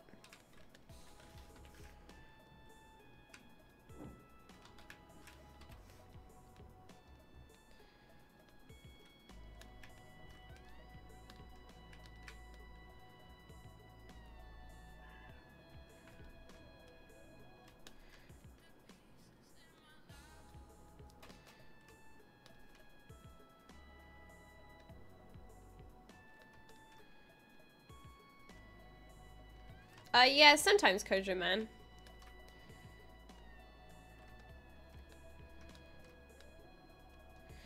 Fins. Fins, fins, fins.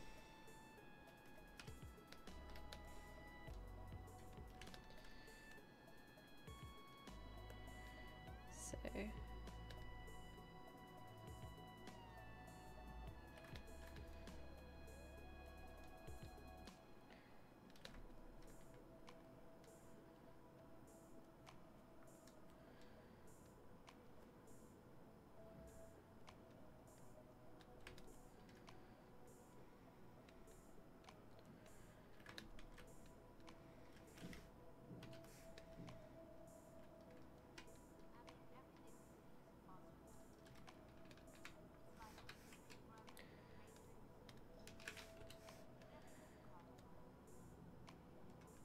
Almost. We almost got it. But this is way easier to do when it's lower poly, so can't imagine how tricky this would have been if I had it any higher than this. Okay.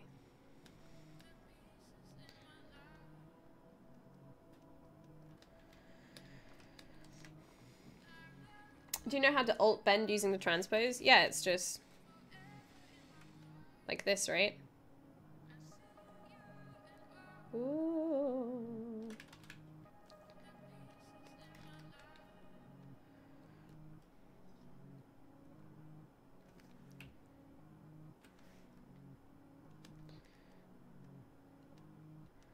Okay.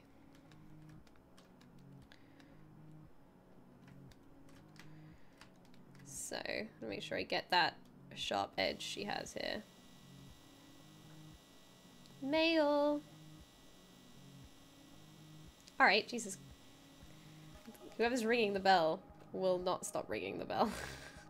We have like a buzzer to get into the apartment, and someone is literally just screeching it right now. Okay, one sec, guys.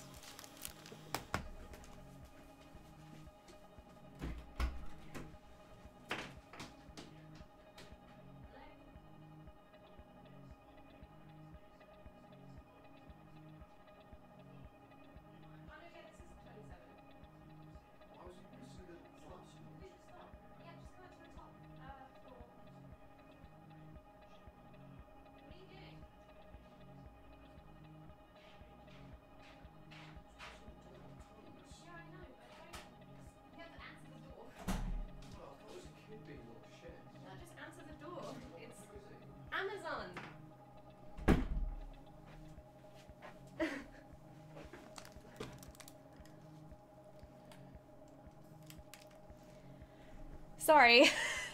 It was a delivery guy, but he was buzzing the door a lot rather than coming in, so my partner thought it was just some kids.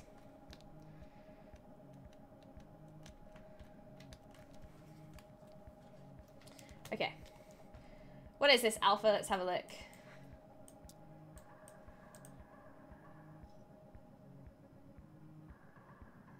It's looking good. I still can't see the edge wear on the hands. That might just be a choice that you've made, so I'm not going to push it, but I like that the zip is down here and that you've changed the hood shape. I think it's looking pretty good. I can't wait to see it posed up.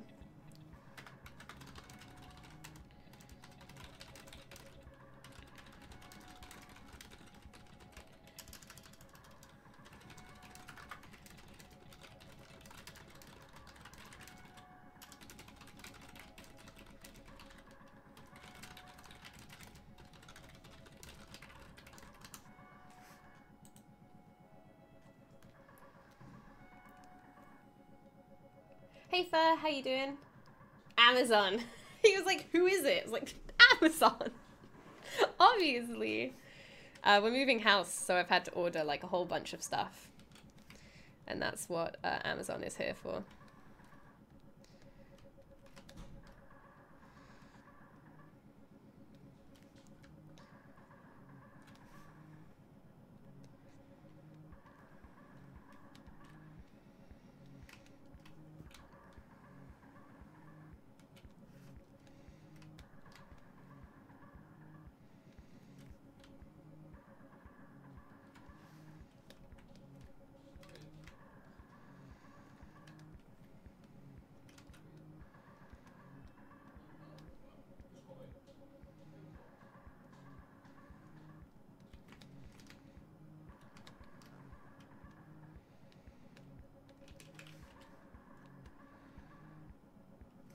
There we go. I think I'm quite happy with that.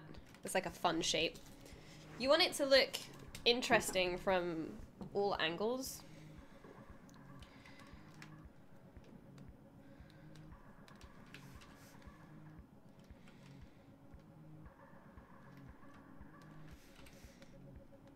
But from this angle it looks quite boring, so gonna rotate it out this way a little bit more.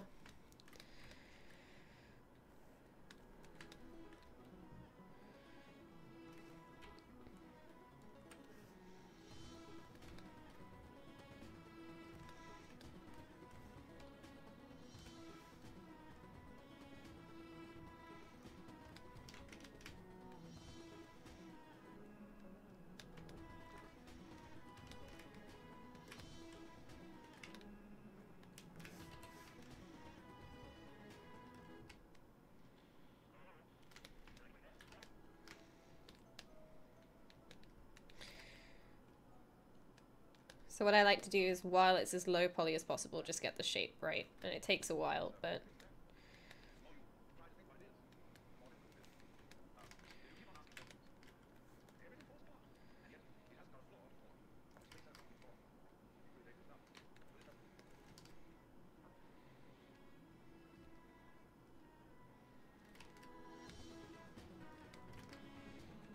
Still looks quite boring from this point. It's going to have depth. It's not going to be single-sided.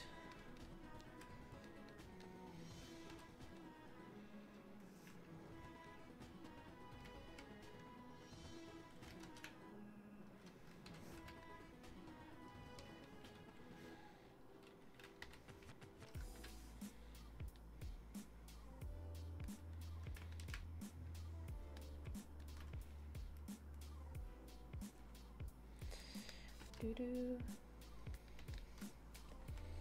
Are you hyped for the new house? Very much so. I can't wait. It's going to be fun. I'm going to have my own office. It means that we have 2 weeks off where I'm not streaming, which is going to be kind of weird, but... And I'm here living in a flat, soon to move into another flat. Oh no, I'm doing the same. I'm moving from one apartment to... Well, I'm going to be living in a house that's been split into 2 apartments, whereas right now I work in an... I live in an apartment block. So it's like a whole block of apartments, but then we'll be moving down into something a little bit cozier than this.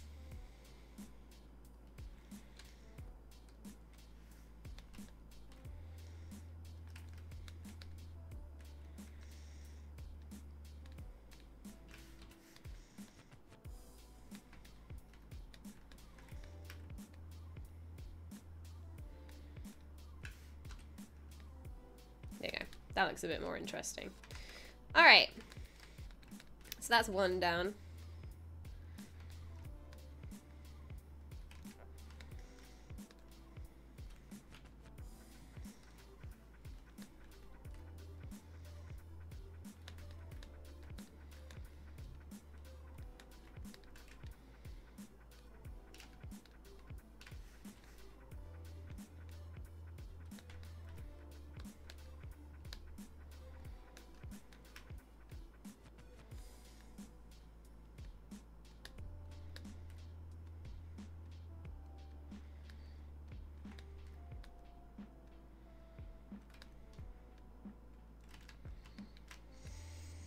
Any feedback for this would be great. All right, let's have a look.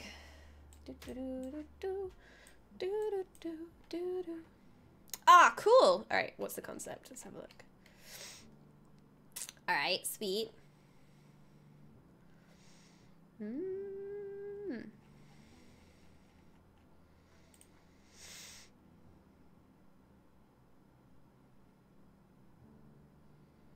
I like his face.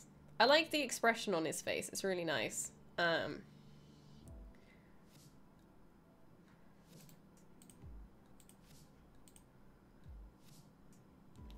feel like his fingers don't feel meaty enough. I think that they need a little bit more thickness from the side. From the front they look great, but from the side they're looking a bit thin, so maybe thicken those up a bit. Same with like the bottom of his thumb, could have a bit more thickness to it.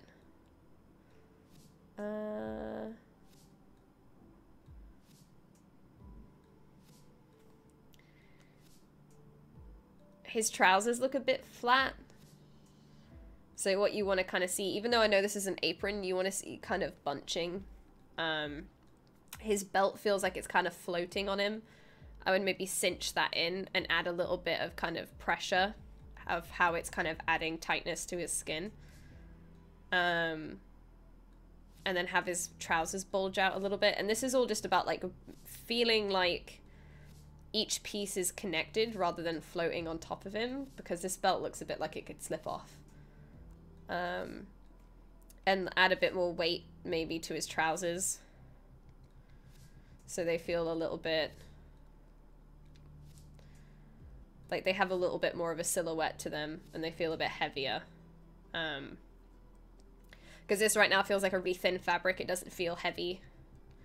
So I'd add some weight to the fabric a little bit.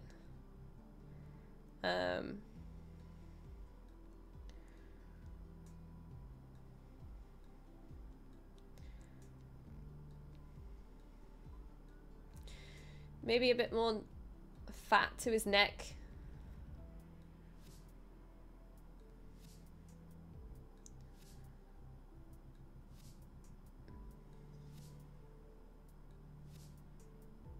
And then his deltoid feels a little bit strange. It feels like it should be pointier, because it kind of stops here, but it feels like it should go a bit further down because it threads kind of like this. Yeah, it needs to come down a little bit more.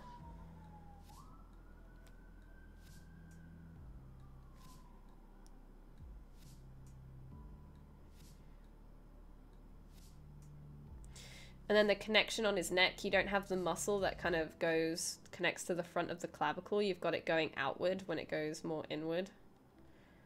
And then his clavicle needs some work as well.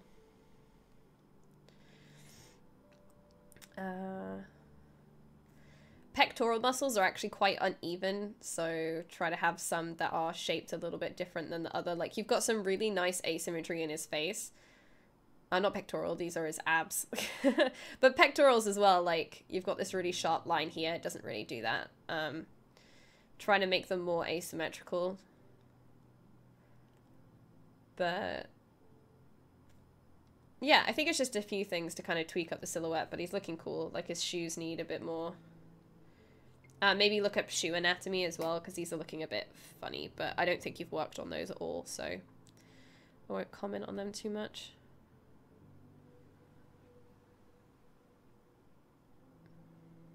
But I think he's looking cool. Just a few things. Do you live in Europe? Yes.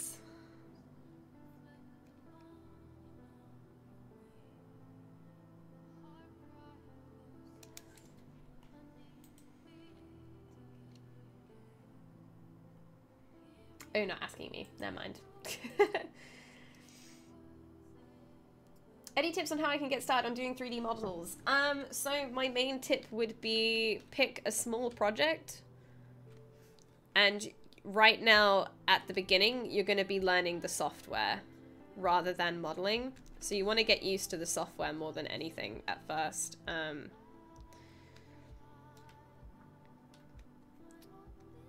So get comfortable with the software. Don't necessarily try to think about creating anything. And then when you start modeling, when you actually start modeling, try to choose small projects, like household projects. You're like, oh, I'm gonna model. So the things you can learn about modeling something like a mug would be beveling along a spline. So not beveling, bridging. So you'd create a cylinder and you'd have 2 holes in your mesh. How am I then going to attach this handle? So you could build the handle separately and you could weld it on, or you could draw a spline and then you could bridge along the spline to connect up to here. There's a few different ways that you can do it. How I personally would do it is build these 2 separate pieces. But what you're doing is you're taking a small item and you're going, okay, what can I learn from this? And learning from it would be, how would I attach 2 elements together in a seamless way? Because you've got your core shape, which is this cylinder. And then you've got your secondary shape, which is the handle. Do you always want to tackle your core shape first and then kind of work down in detail? So this would be the thing you would build first, then you would build this, and then you would attach it, right? By picking small things like that to create, you're learning lots of different tools and when to use them. And that's how I think people should start learning, is by tackling it with small projects often, and try to teach yourself something new every time, and try to up the difficulty a little bit every time. But don't make mistakes like I have and like many people have, where you start with something really big straight away, because that never works out. Absolutely never works out. When you push way above your weight, it never works out. So try to do it slowly, and you won't find yourself getting disappointed. Because when you kind of go a little bit too big too fast, you always end up disappointing yourself. And you want to feel good about every choice that you made and everything that you make. You want to feel good about it, so you keep learning. And don't be discouraged if things don't look great from the beginning. It takes years to become really good at this stuff, but always try to keep screenshots of your original pieces, like some of the first pieces you made. So in a few months' time, you can look at them and look at how much you've developed. So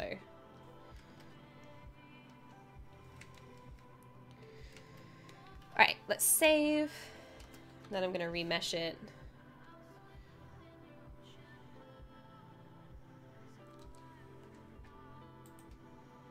Don't use booleans. See, I don't like the attitude of don't ever do this, because everyone has their own workflow. To be honest, when you, in Maya, there's a tool called JBools that's really, really, really good. And it does live booleans. And I was using it on Maya 2015, but it's made for 17, so I could probably use it a lot better now, because it was a bit buggy in 15. But with tools like JBools, and a lot of people are doing like live boolean tools and stuff, I think booleans are totally fine. So find the workflow that works for you. Don't listen when people say don't do this thing ever, because a lot of the time it's dependent on the person and their own individual workflow.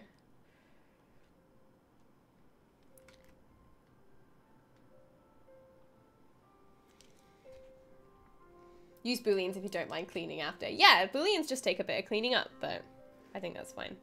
What's a good program to start with? Are there any free programs I can start with? There are a few for modeling. For sculpting, there's stuff like Sculptress. That's free. That's done by ZBrush.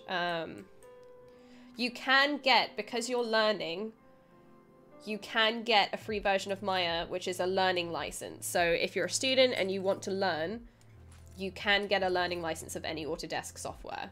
And what that means is that you get the entire feature, but every time somebody opens up one of your files, it says that it was used using a student version. So there is stuff like that.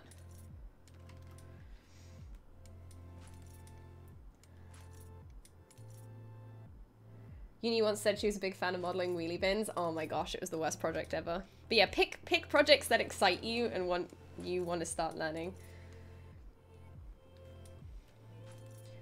All right, so I'm pretty happy with this. I'm happy with the way that it subdivides. So let's give it some thickness.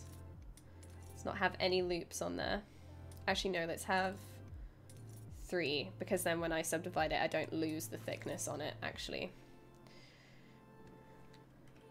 So you see how I lose a lot of its shape? Basically have to take down the polish on it. So let's say like 1, no, say none.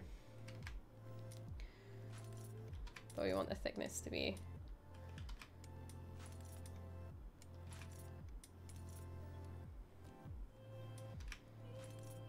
Put it to 1.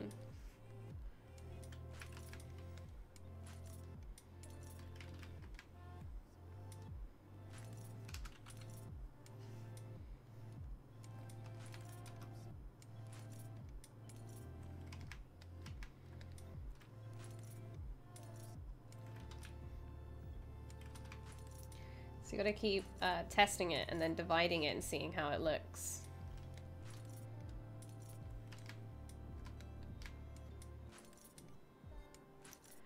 pretty happy with that.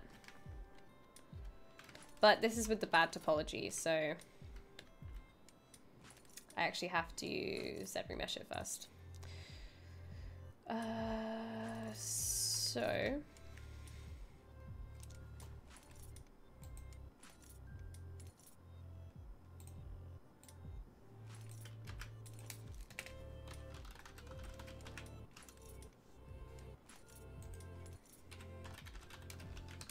sorry, Frank, it's against TOS to talk about that kind of stuff, but you are. I just wanted to purge the message. So you're not banned, don't worry, but I just wanted to purge the message. I wish in future Pixologic might release ZBrush for VR so that we can sculpt with our own hands. What? That would be insane. That would be cool. Should I say this more often? But I love how Milo is looking. Oh, Alpha, thank you.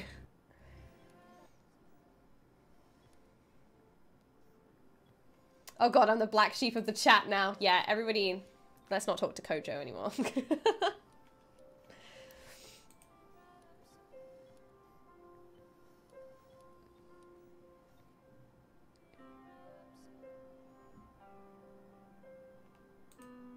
I got a question. Can a person that has the creative skills of a 5-year-old use ZBrush? Yes, Frank. Anyone can.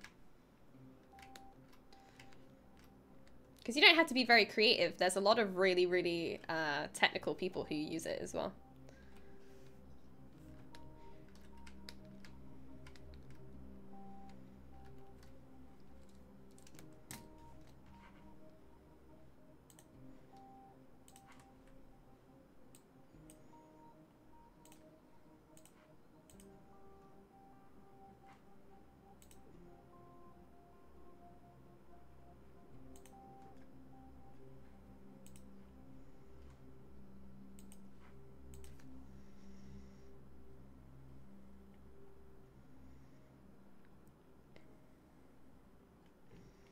Okay, I don't think I've missed any more questions. Sweet. If I've missed any questions, please repeat them. I don't mind how many times you have to repeat it. Keep doing it until I notice it, because sometimes I miss them. Alright, so...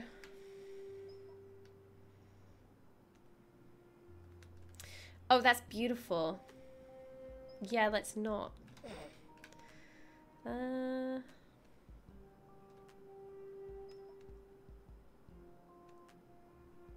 Sometimes you have to do it a couple of times to get it to look nice and smooth.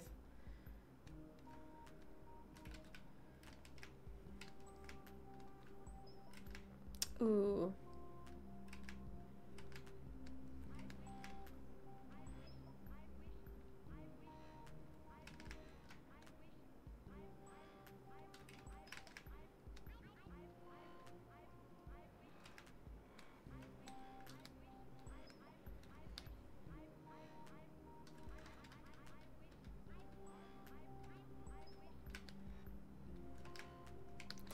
Alright, I think if I just...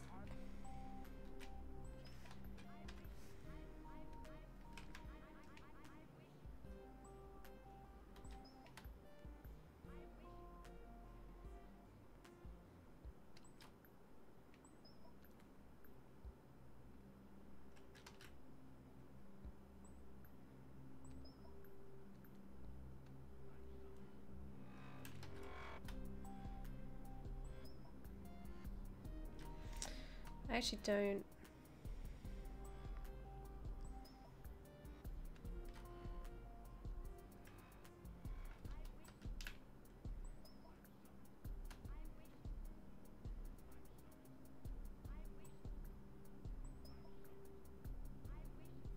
I might be able to actually slide it.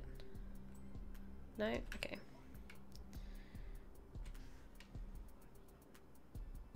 Okay, there's no vertex thing. So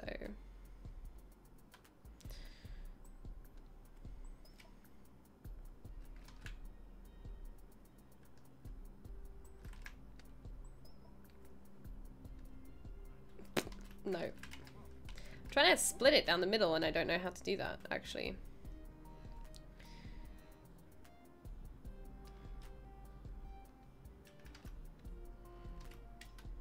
So split isn't what I think it is.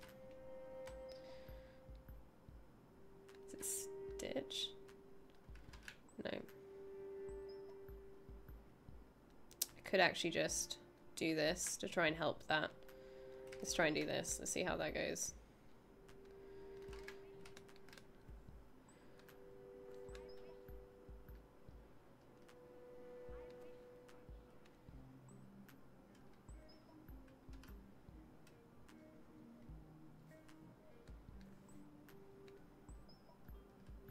Okay, it seems to be handling that a lot better, so let's do that a couple times. Okay, cool.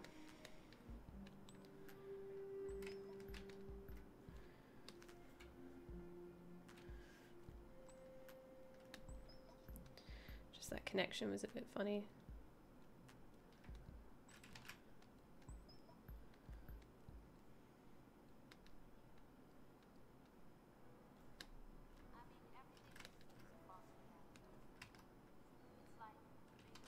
Bridge 2 points. Is it bridge?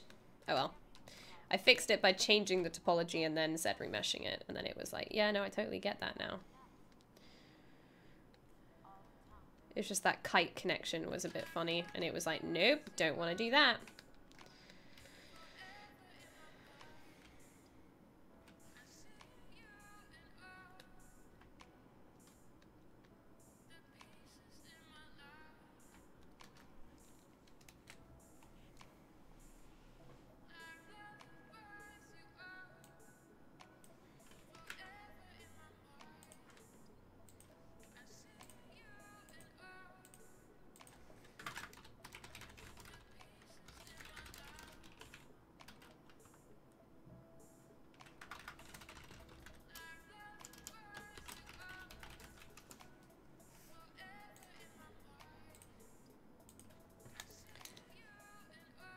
First thing you need to master is the edit mode. Oh, yeah, on ZBrush. Yeah, press T every time. Used to really confuse me.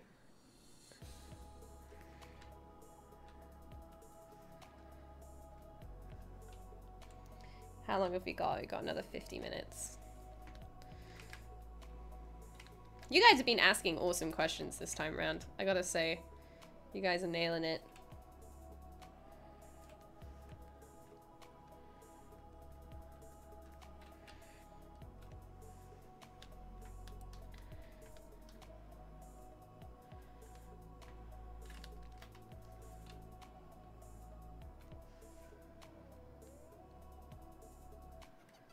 Ooh, Topogun or 3D coat?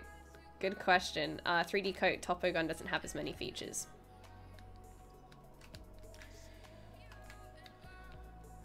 Topogun is only for Retopo. 3D coat does many more things. It's more worth it. Plus, I think apparently Topogun hasn't updated in a really long time, and apparently was really buggy.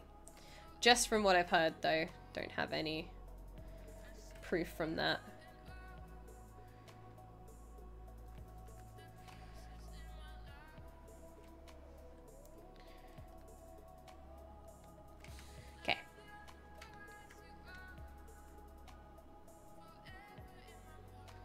That wasn't a question. Ah, damn! Well, there you go. There's my answer for that one.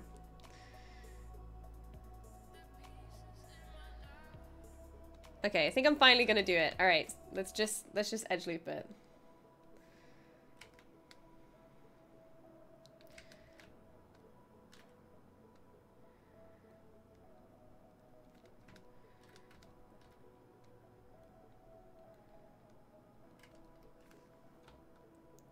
Once again, her arm is in the way.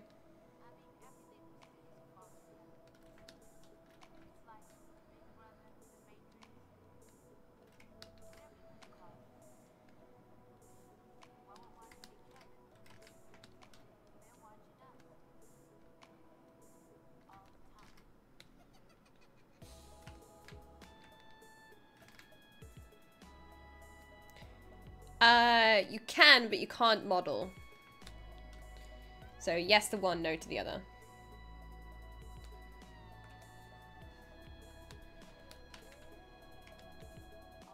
There you go, there's one. Alright, now we have to do the more complicated one.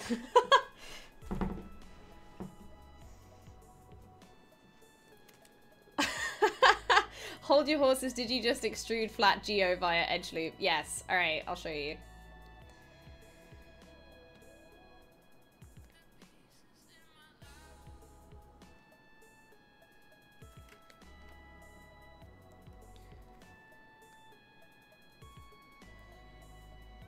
Let's save it first. So I can come back to it, but yeah.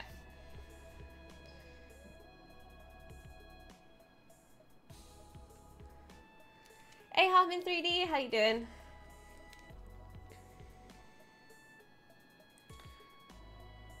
So yeah, all you do, if you have a flat plane, this is how I do like clothing and stuff as well. I like to work with a flat plane. I don't like to work with double-sided meshes when working on clothing. Then you just go to edge loop, panel loops. You can set how many loops you want along the extrusion, whether you polish it or not, and what the thickness is, and just click panel loops. Bam.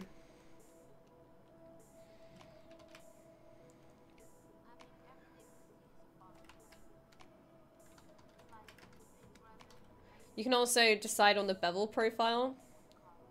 So if you want it to be completely flat, you can do that. So we can say like, oh, I want it to bevel kind of like this. And then do it. Let's make it a bit thicker so we can see. So you see how you can see like the bevel on it now. But I probably have to add more edge loops. Let's just add like loads. So yeah.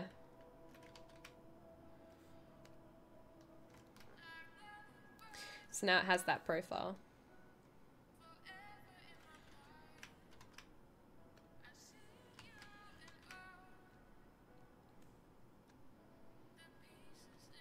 As you can see there.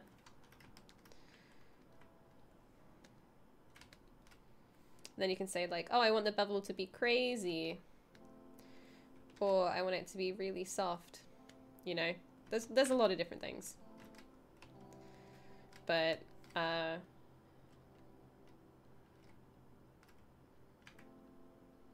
don't know how to delete these. Yeah. There you go. But yeah.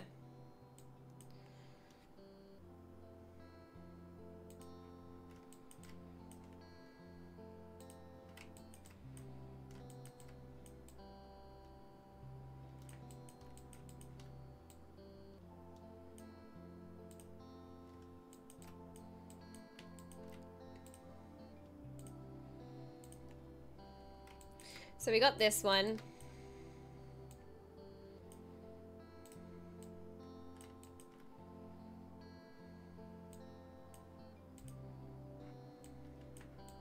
Which I'm probably going to work up a little bit, but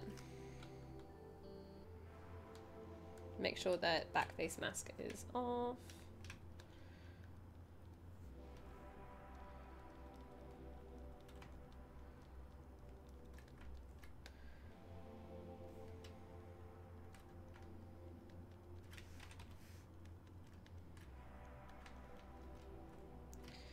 Yeah, we're gonna add stuff like cleaning this up here and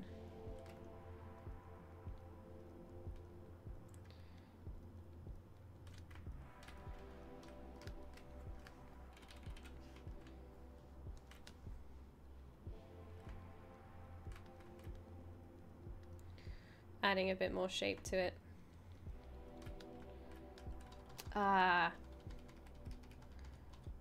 Pretty sure I have back face mask off. No, okay, thought I did. So when you have thin meshes like this, always make sure to turn on back face mask. So you're not cutting through the other side.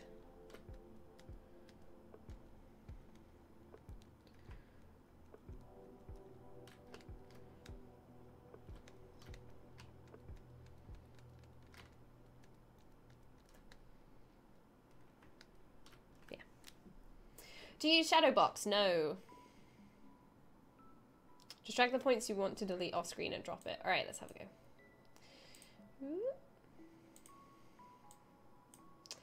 Ah, thank you. I learned a thing. Hey, hands on, thank you so much. Where can I change to blue buttons? If you go to your preferences, and then you can go to custom UI. No, it's eye colors. And you set them here. So it took me ages to find out which buttons I had to actually change because there's quite a lot here. But but it's these ones here.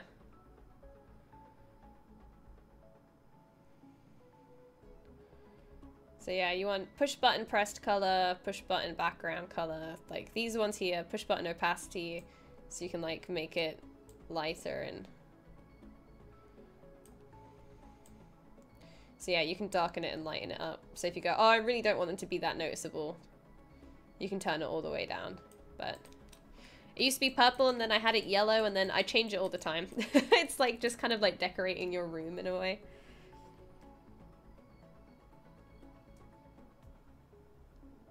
I always have to screw it up before I remember to turn back face mask on. Me too. Need to walk 30 minutes to copy to a coffee shop because I'm too cheap to buy a printer. Bye, Cry. Thank you so much for coming. Alright, so you have tail number 1. So now we have our shape again, which is our potato. We have our beautiful potato. And then we're going to get this other shape in here. So this one, again, I'm just going to put in a really basic shape.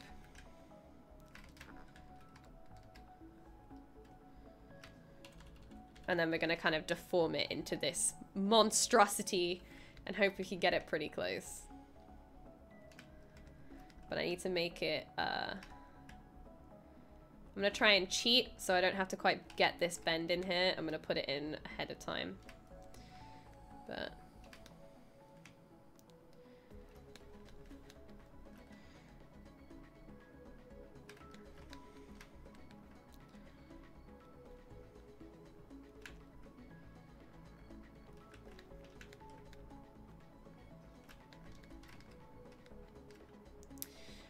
could use a curved strap, but I find them too fiddly. I prefer to extract it. I think it's a bit cleaner.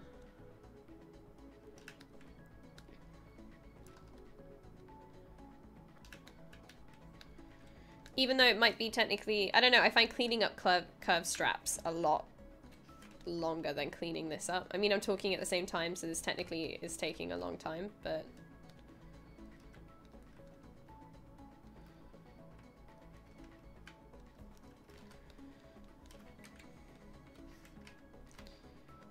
Oh yeah, pro tip, remember to save your default UI. So when you change your UI, go to config and store config. Don't save it.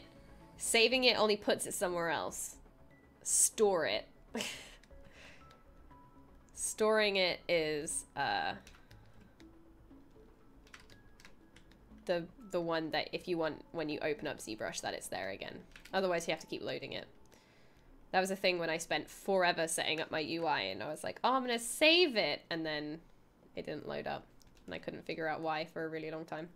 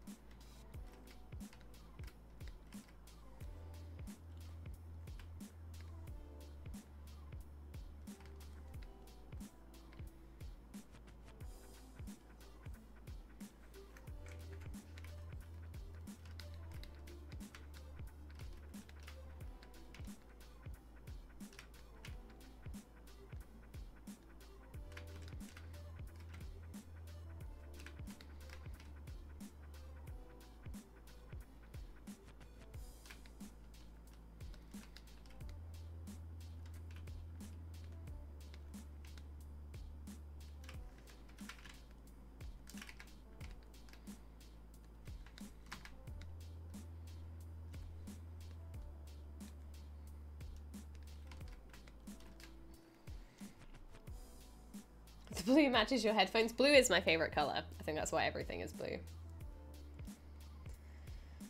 Do you have any favorite 3D models done by other artists? Yes, plenty. On my ArtStation in collections, I have like a models section.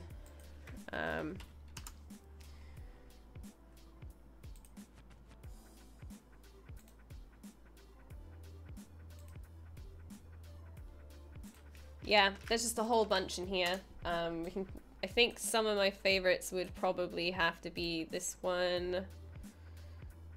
This one. I've got all the Witcher stuff in here.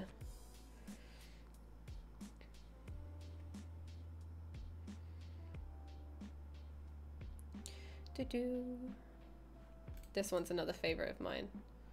But yeah, I've got like a whole bunch in here.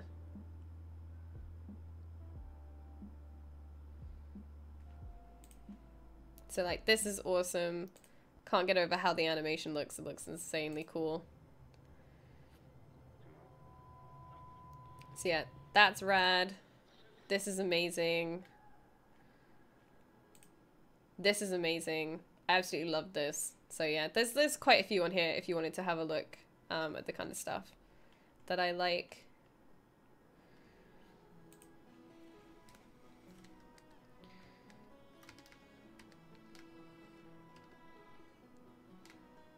Then save it if you want to be able to take it with you. Yes. Save it so then you can kind of like store it and take it wherever you need to go.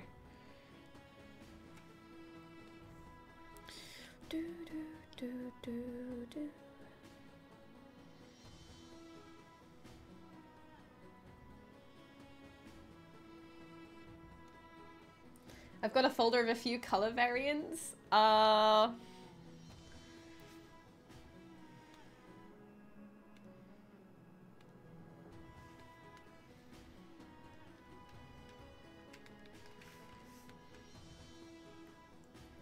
So this one faces more this way at first.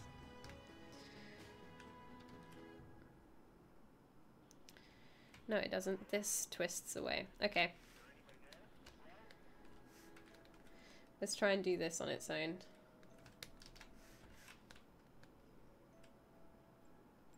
So we kind of want to do that. But the other way, maybe.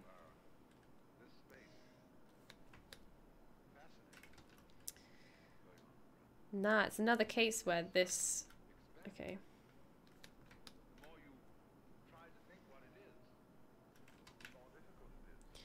It's figuring out the initial rotation that you have to make.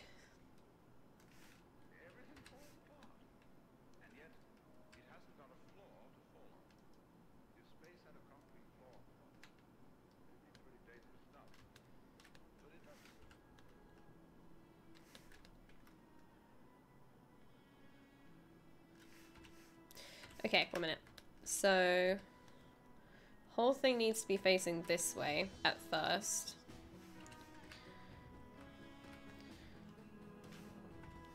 And then this part.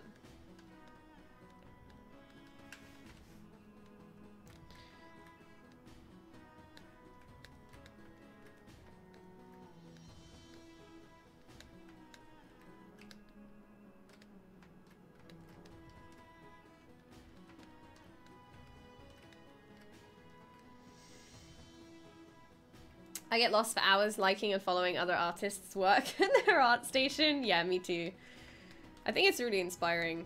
I used to find that I would get like really down about it by looking at other people's work.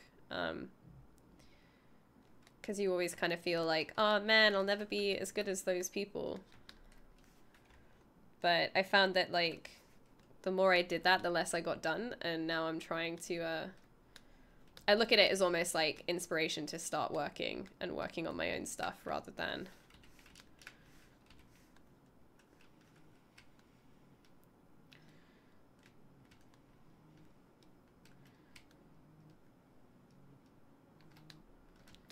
kind of like dwelling on it. ArtStation is a portfolio website. It's where a lot of different artists showcase their work.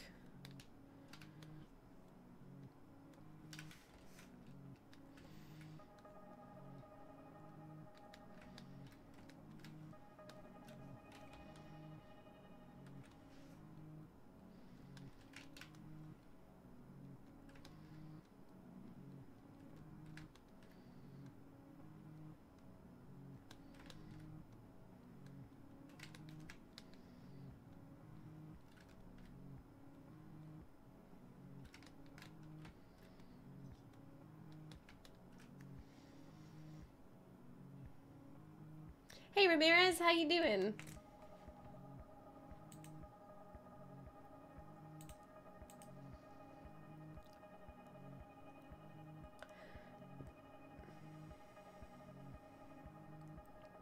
It's also where a lot of developers hire artists if they like their work.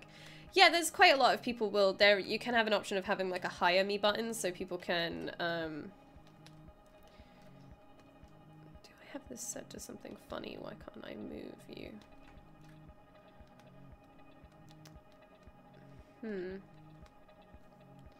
That might be why. There we go. I had back face mask on. Oops. It's like deviant art for professionals. I love it. Alright, we have half an hour left. So we'll try and get this in. At least like a rough version of it.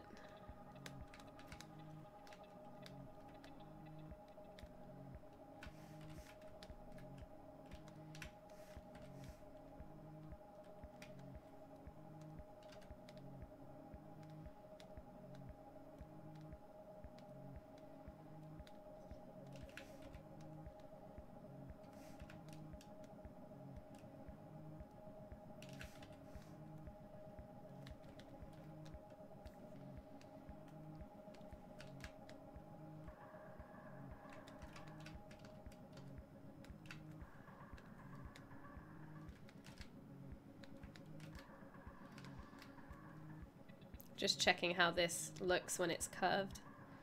That looks fine.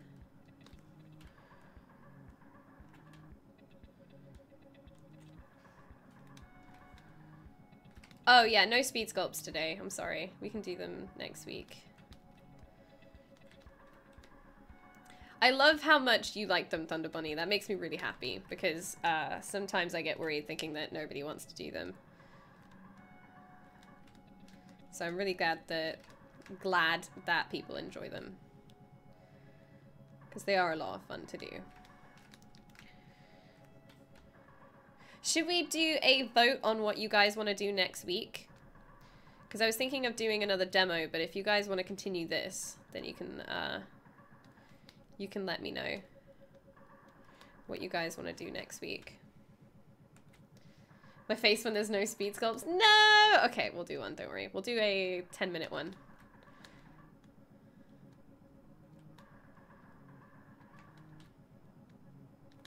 We'll do one.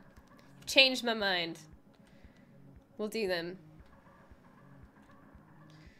So you guys put your suggestions in the chat what you want to do for the speed sculpt, and we'll do one.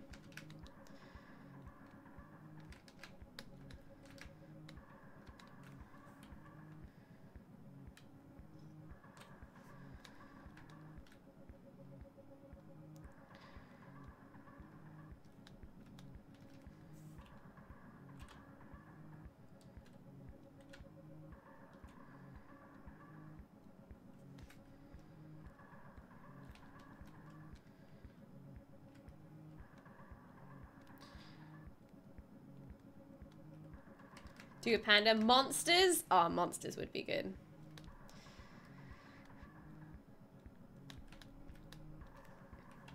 We could channel some Ashley and put feet on everything.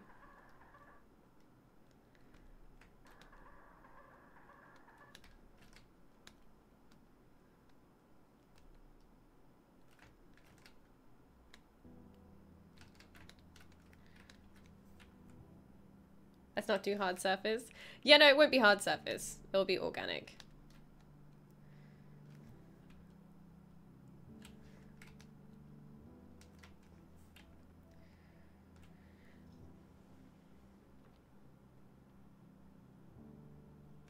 If you want critique, go on polycount. I would say polycount's a good place to see other people's progress, but you have to be a very active user to get critique.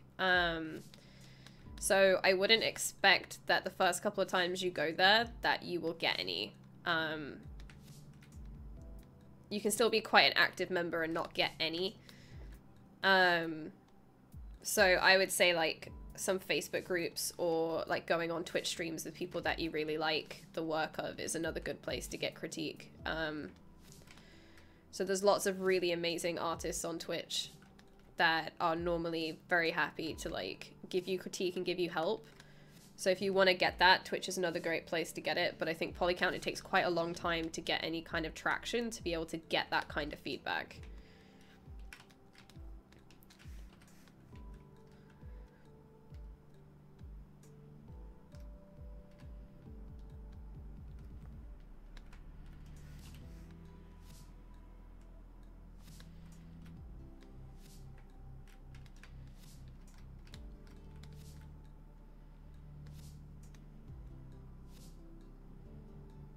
Go for CG feedback. Yeah, I've never heard of that actually.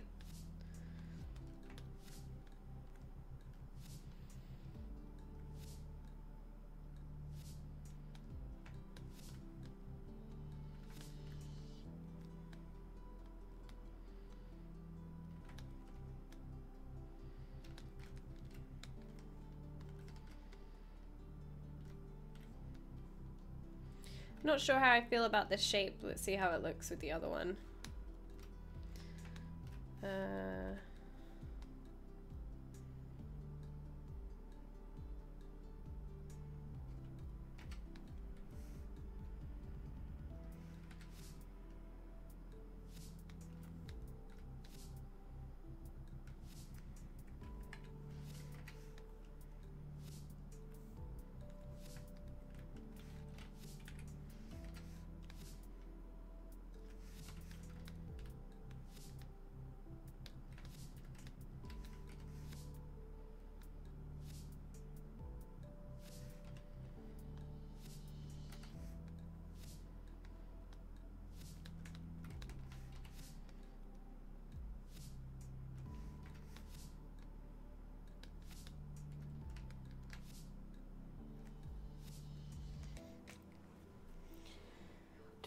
Do you find you can learn more on your own when you're doing a project or at work when you're surrounded by other people? I've got to be completely honest. I learn a lot more on my own than I do at work.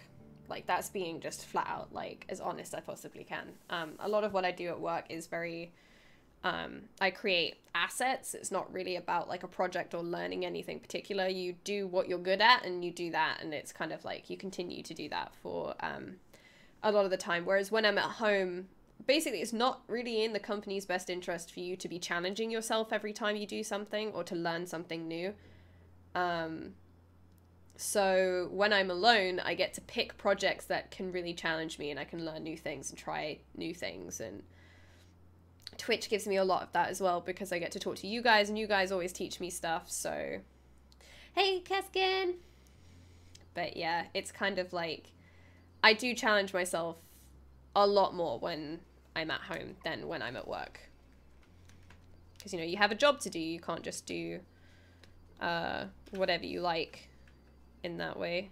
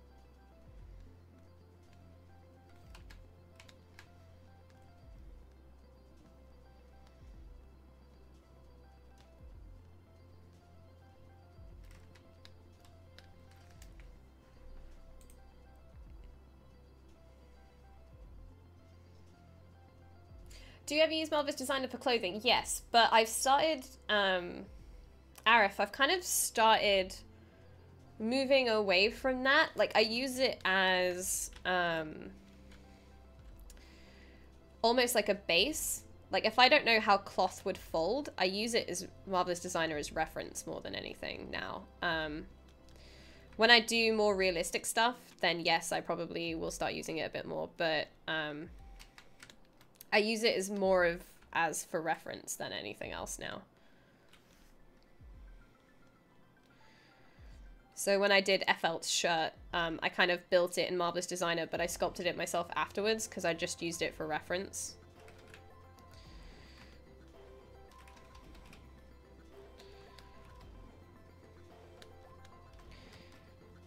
So, and Marvelous Designer shouldn't be the end-all and be-all of whatever you create anyway. It's just a tool to get you to where you need to be faster, but you still have to kind of sculpt over it and adapt it afterwards anyway. It shouldn't just be like, oh, I'm going to create this on Marvelous Designer and that's it, you know?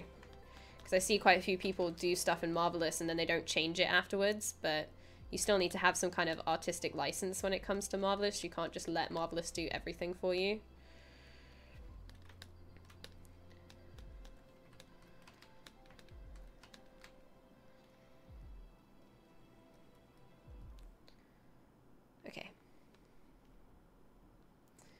Let's turn everything on and turn off the potato.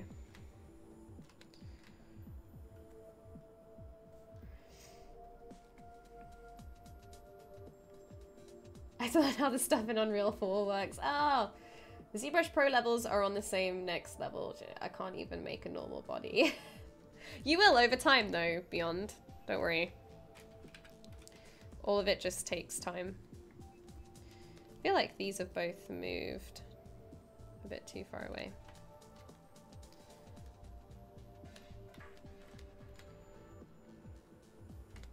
They need to rotate outward a little bit more, actually. I mean, our hand is going to come up, so it's okay that it cuts through for now, but...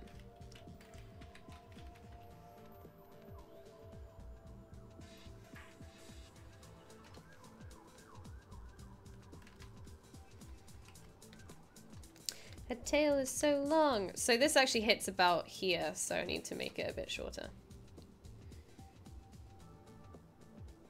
As not to make it too crazy. And then this one is about there. There you go. She has tails. Whoop. But what time is it? How long do we have? 15 minutes.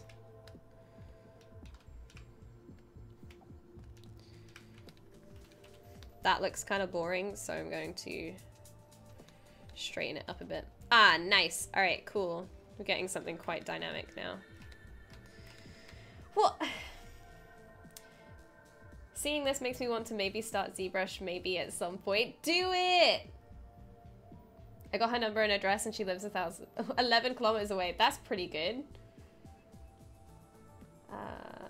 That's how I use Marvelous too, as per the advice for so many professionals. Yeah, don't ever use Marvelous as like the beginning and the end. I think that's quite a lot of mistakes that even like I made as well, but I luckily got some help in someone showing me like, don't do that. But I did it as well for my character Ethel. I did it for her jacket, and then I didn't really edit it much afterwards, and I kind of regret not changing it a little bit more afterwards.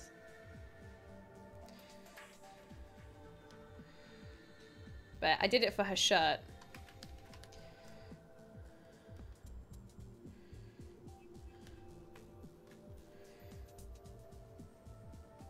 So I'm just gonna make sure from every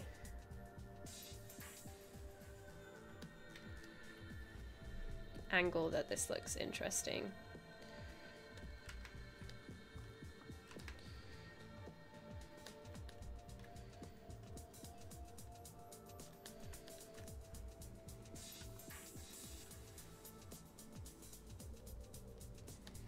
And that's the hard part about 3D is you can work on something that looks really good from this angle, but then you switch it and you're like, oh no, that looks really boring.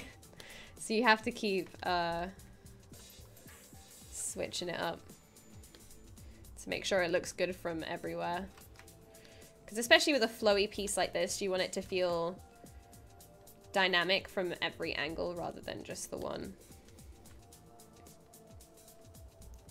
This song always makes me feel really tense.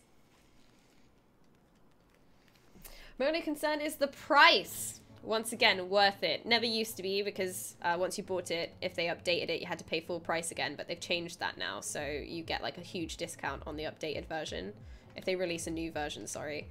So I think, once again, if you do a lot of that stuff often, definitely worth it.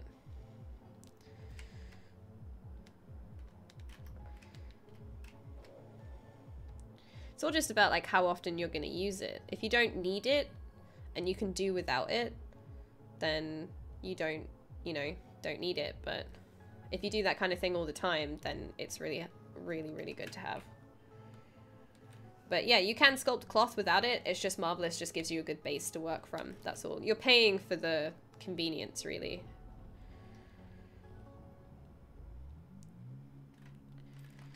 Ooh. I hate these spikes. I'm just going to delete them for now. I know they're just a block-in, but they really throw me off. So let's turn off the poly paint on everything. And we're just going to set it all to black. And see the silhouette for a second. And see how that looks.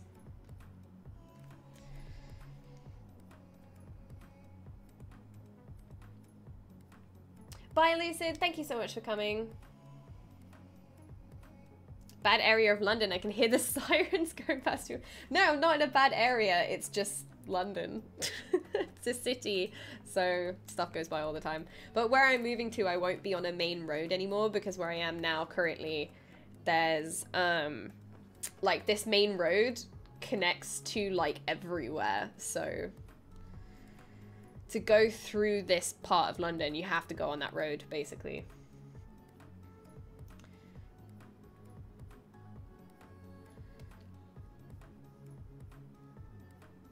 Marvelous was used for Metal Gear Solid. I know, I saw the guy who did a lot of that was doing a course, I'm pretty sure. But yeah, it just speeds up the process, but all the courses that talk about Marvelous are always talking about how that's not the beginning and the end of it.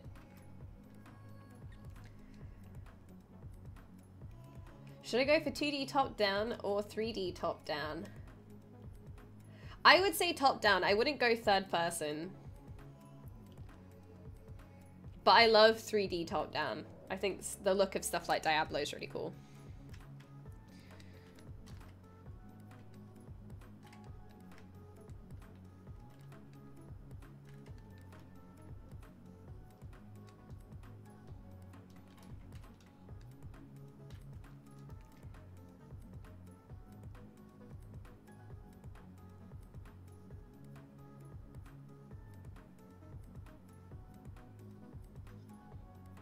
Your eye is too low, your eyebrows don't have enough space between them. Let's have a look.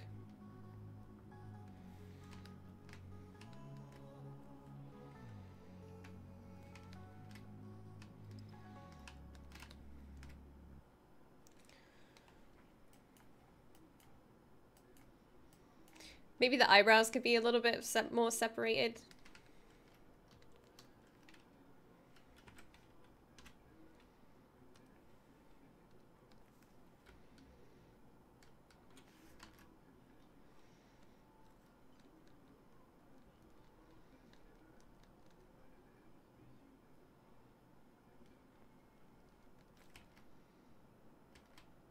But I don't think the eyes are too low. She has a very large forehead.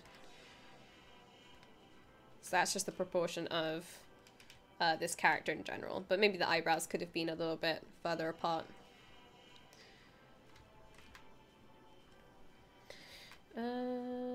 Shift N.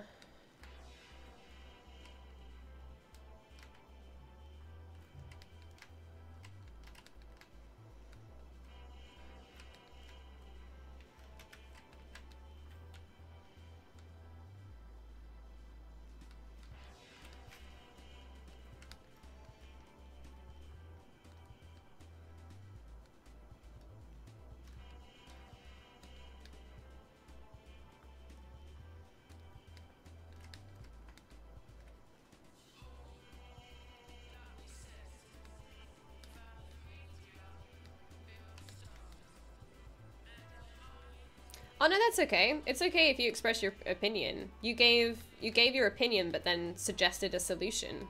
It's a constructive feedback. I don't mind.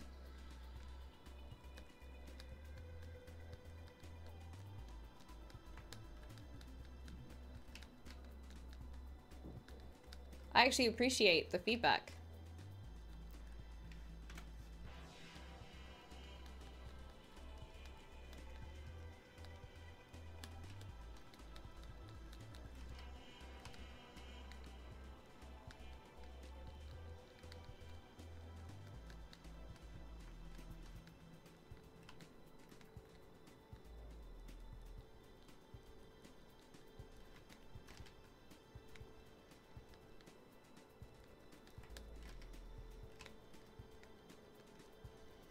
I just like to add some poly paint just to kind of help with the overall look of it.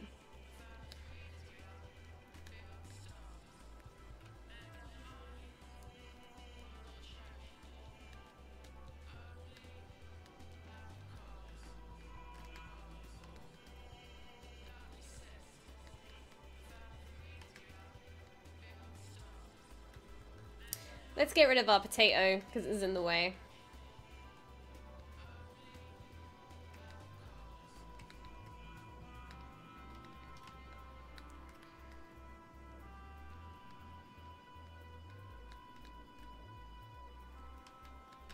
Alright, and then let's add some panel loops to this. So I think I'm pretty happy with the shape. I might change it later, but I'm pretty happy with it so far. And then we can do these spikes next and then tackle the hair somehow. Which is going to be a bit insane.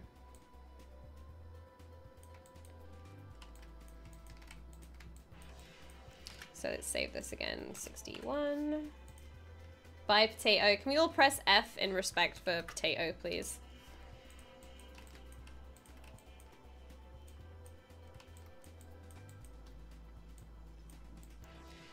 Is that smooth enough? Yeah, it looks pretty smooth. Okay. So, go to edge loop again.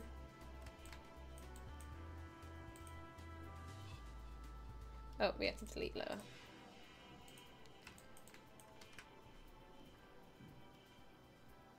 Keskin pressing E. Oh my gosh.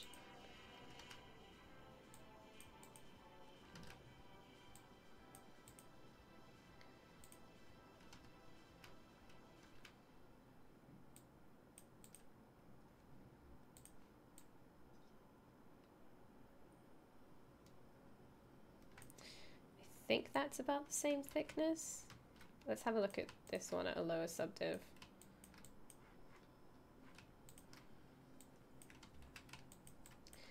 I think it's also because it had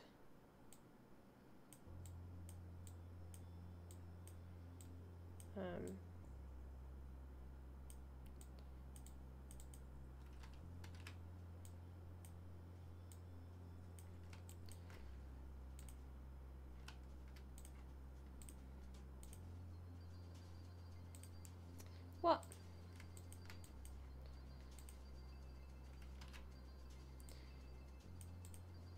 I think that's about right. Yeah, cool. You can always inflate it or deflate it, but rip potato.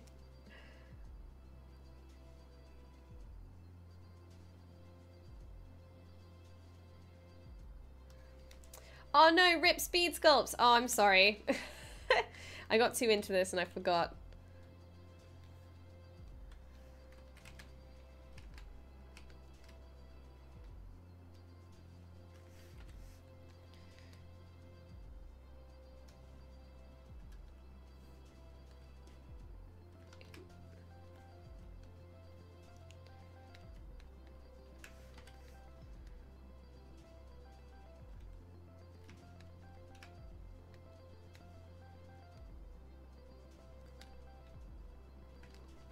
Oh, look at that.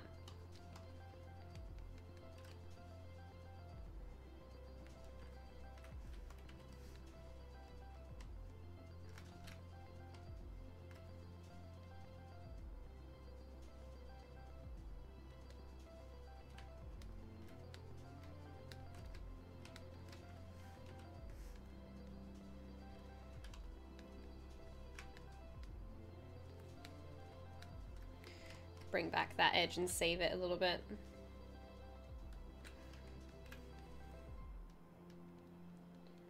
Just inflate it.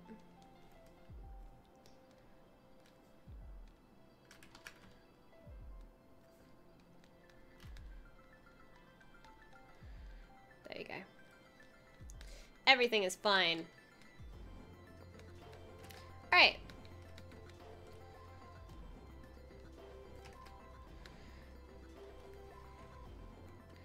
So now I can polish these up a little bit. But I'm pretty happy with how they look from multiple angles. I like how they twist around each other, so.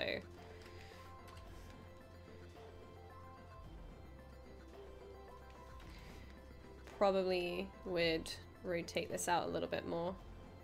Just so then the flow kind of goes this way.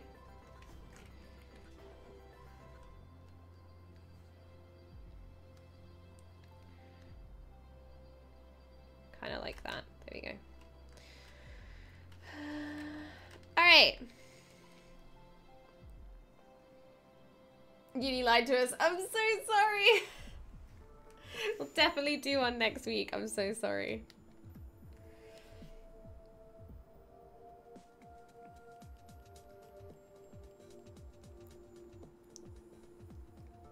Alright, so we are going in 3 minutes. You guys have asked some insanely cool questions this time around. You guys always have the best questions here. If you have any more, ask them now before I have to leave. Because we have 3 minutes. If there's anything you want to know, let me know. If it's your first time here and you want to see more ZBrushy goodness, make sure to follow the ZBrush channel. Well, it's Pixelogic channel. If you want to see more of my stuff, you can find me on my own channel, which is at UnicornDev. Or you can find me on Instagram or Twitter at UnicornDevGames.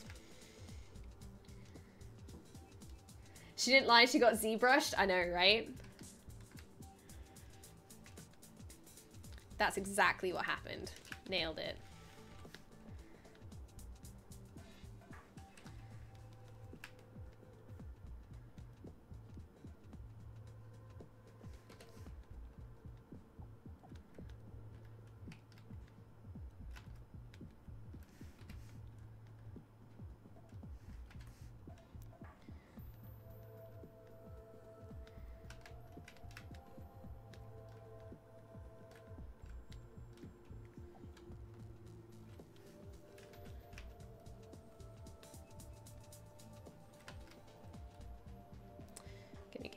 Straight edge. Ah, thank you so much, Aspie. I appreciate that. Such a star.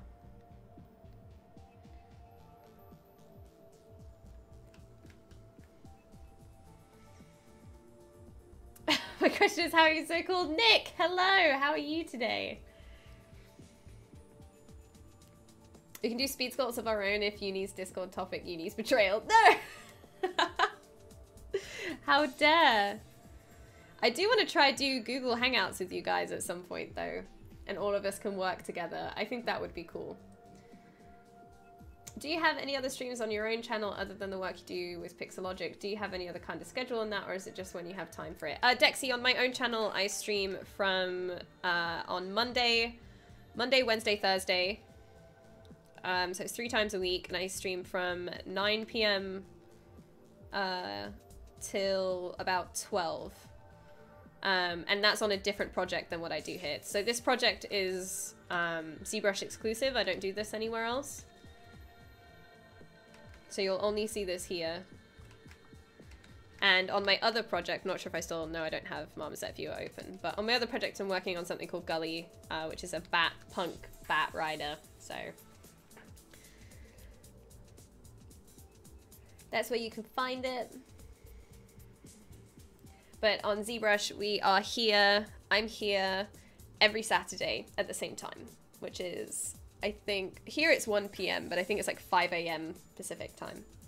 So thank you so much for hanging out with me, guys. Wonders how the fins would animate. Oh, they won't. You could actually do them as a shader. So you could paint you could paint on your vertex saying, I want this end part to animate more so than the bottom part. And then you could have a shader that would create noise and it would do this. So you'd create some kind of distortion shader if you wanted to do it procedurally, which would be cool, which I want to try at some point. But anyway, thank you so much for hanging out with me. I've had a great time. I'm sorry that I didn't get a lot done, but I really enjoyed it. I really enjoyed all the questions you guys asked. They've been really good. So tomorrow we have at 12 p.m. Pacific time, Thomas Roussel is going to be here. Roussel? Thomas is what I know to say. He's going to do figurines and 3D printing, and then at 7 p.m. Pacific time, we have Shane Olsen with sculpting stylized characters. So if you want to check that stuff out, make sure to follow the Pixelogic channel, and thank you so much. See you next week. Okay, goodbye.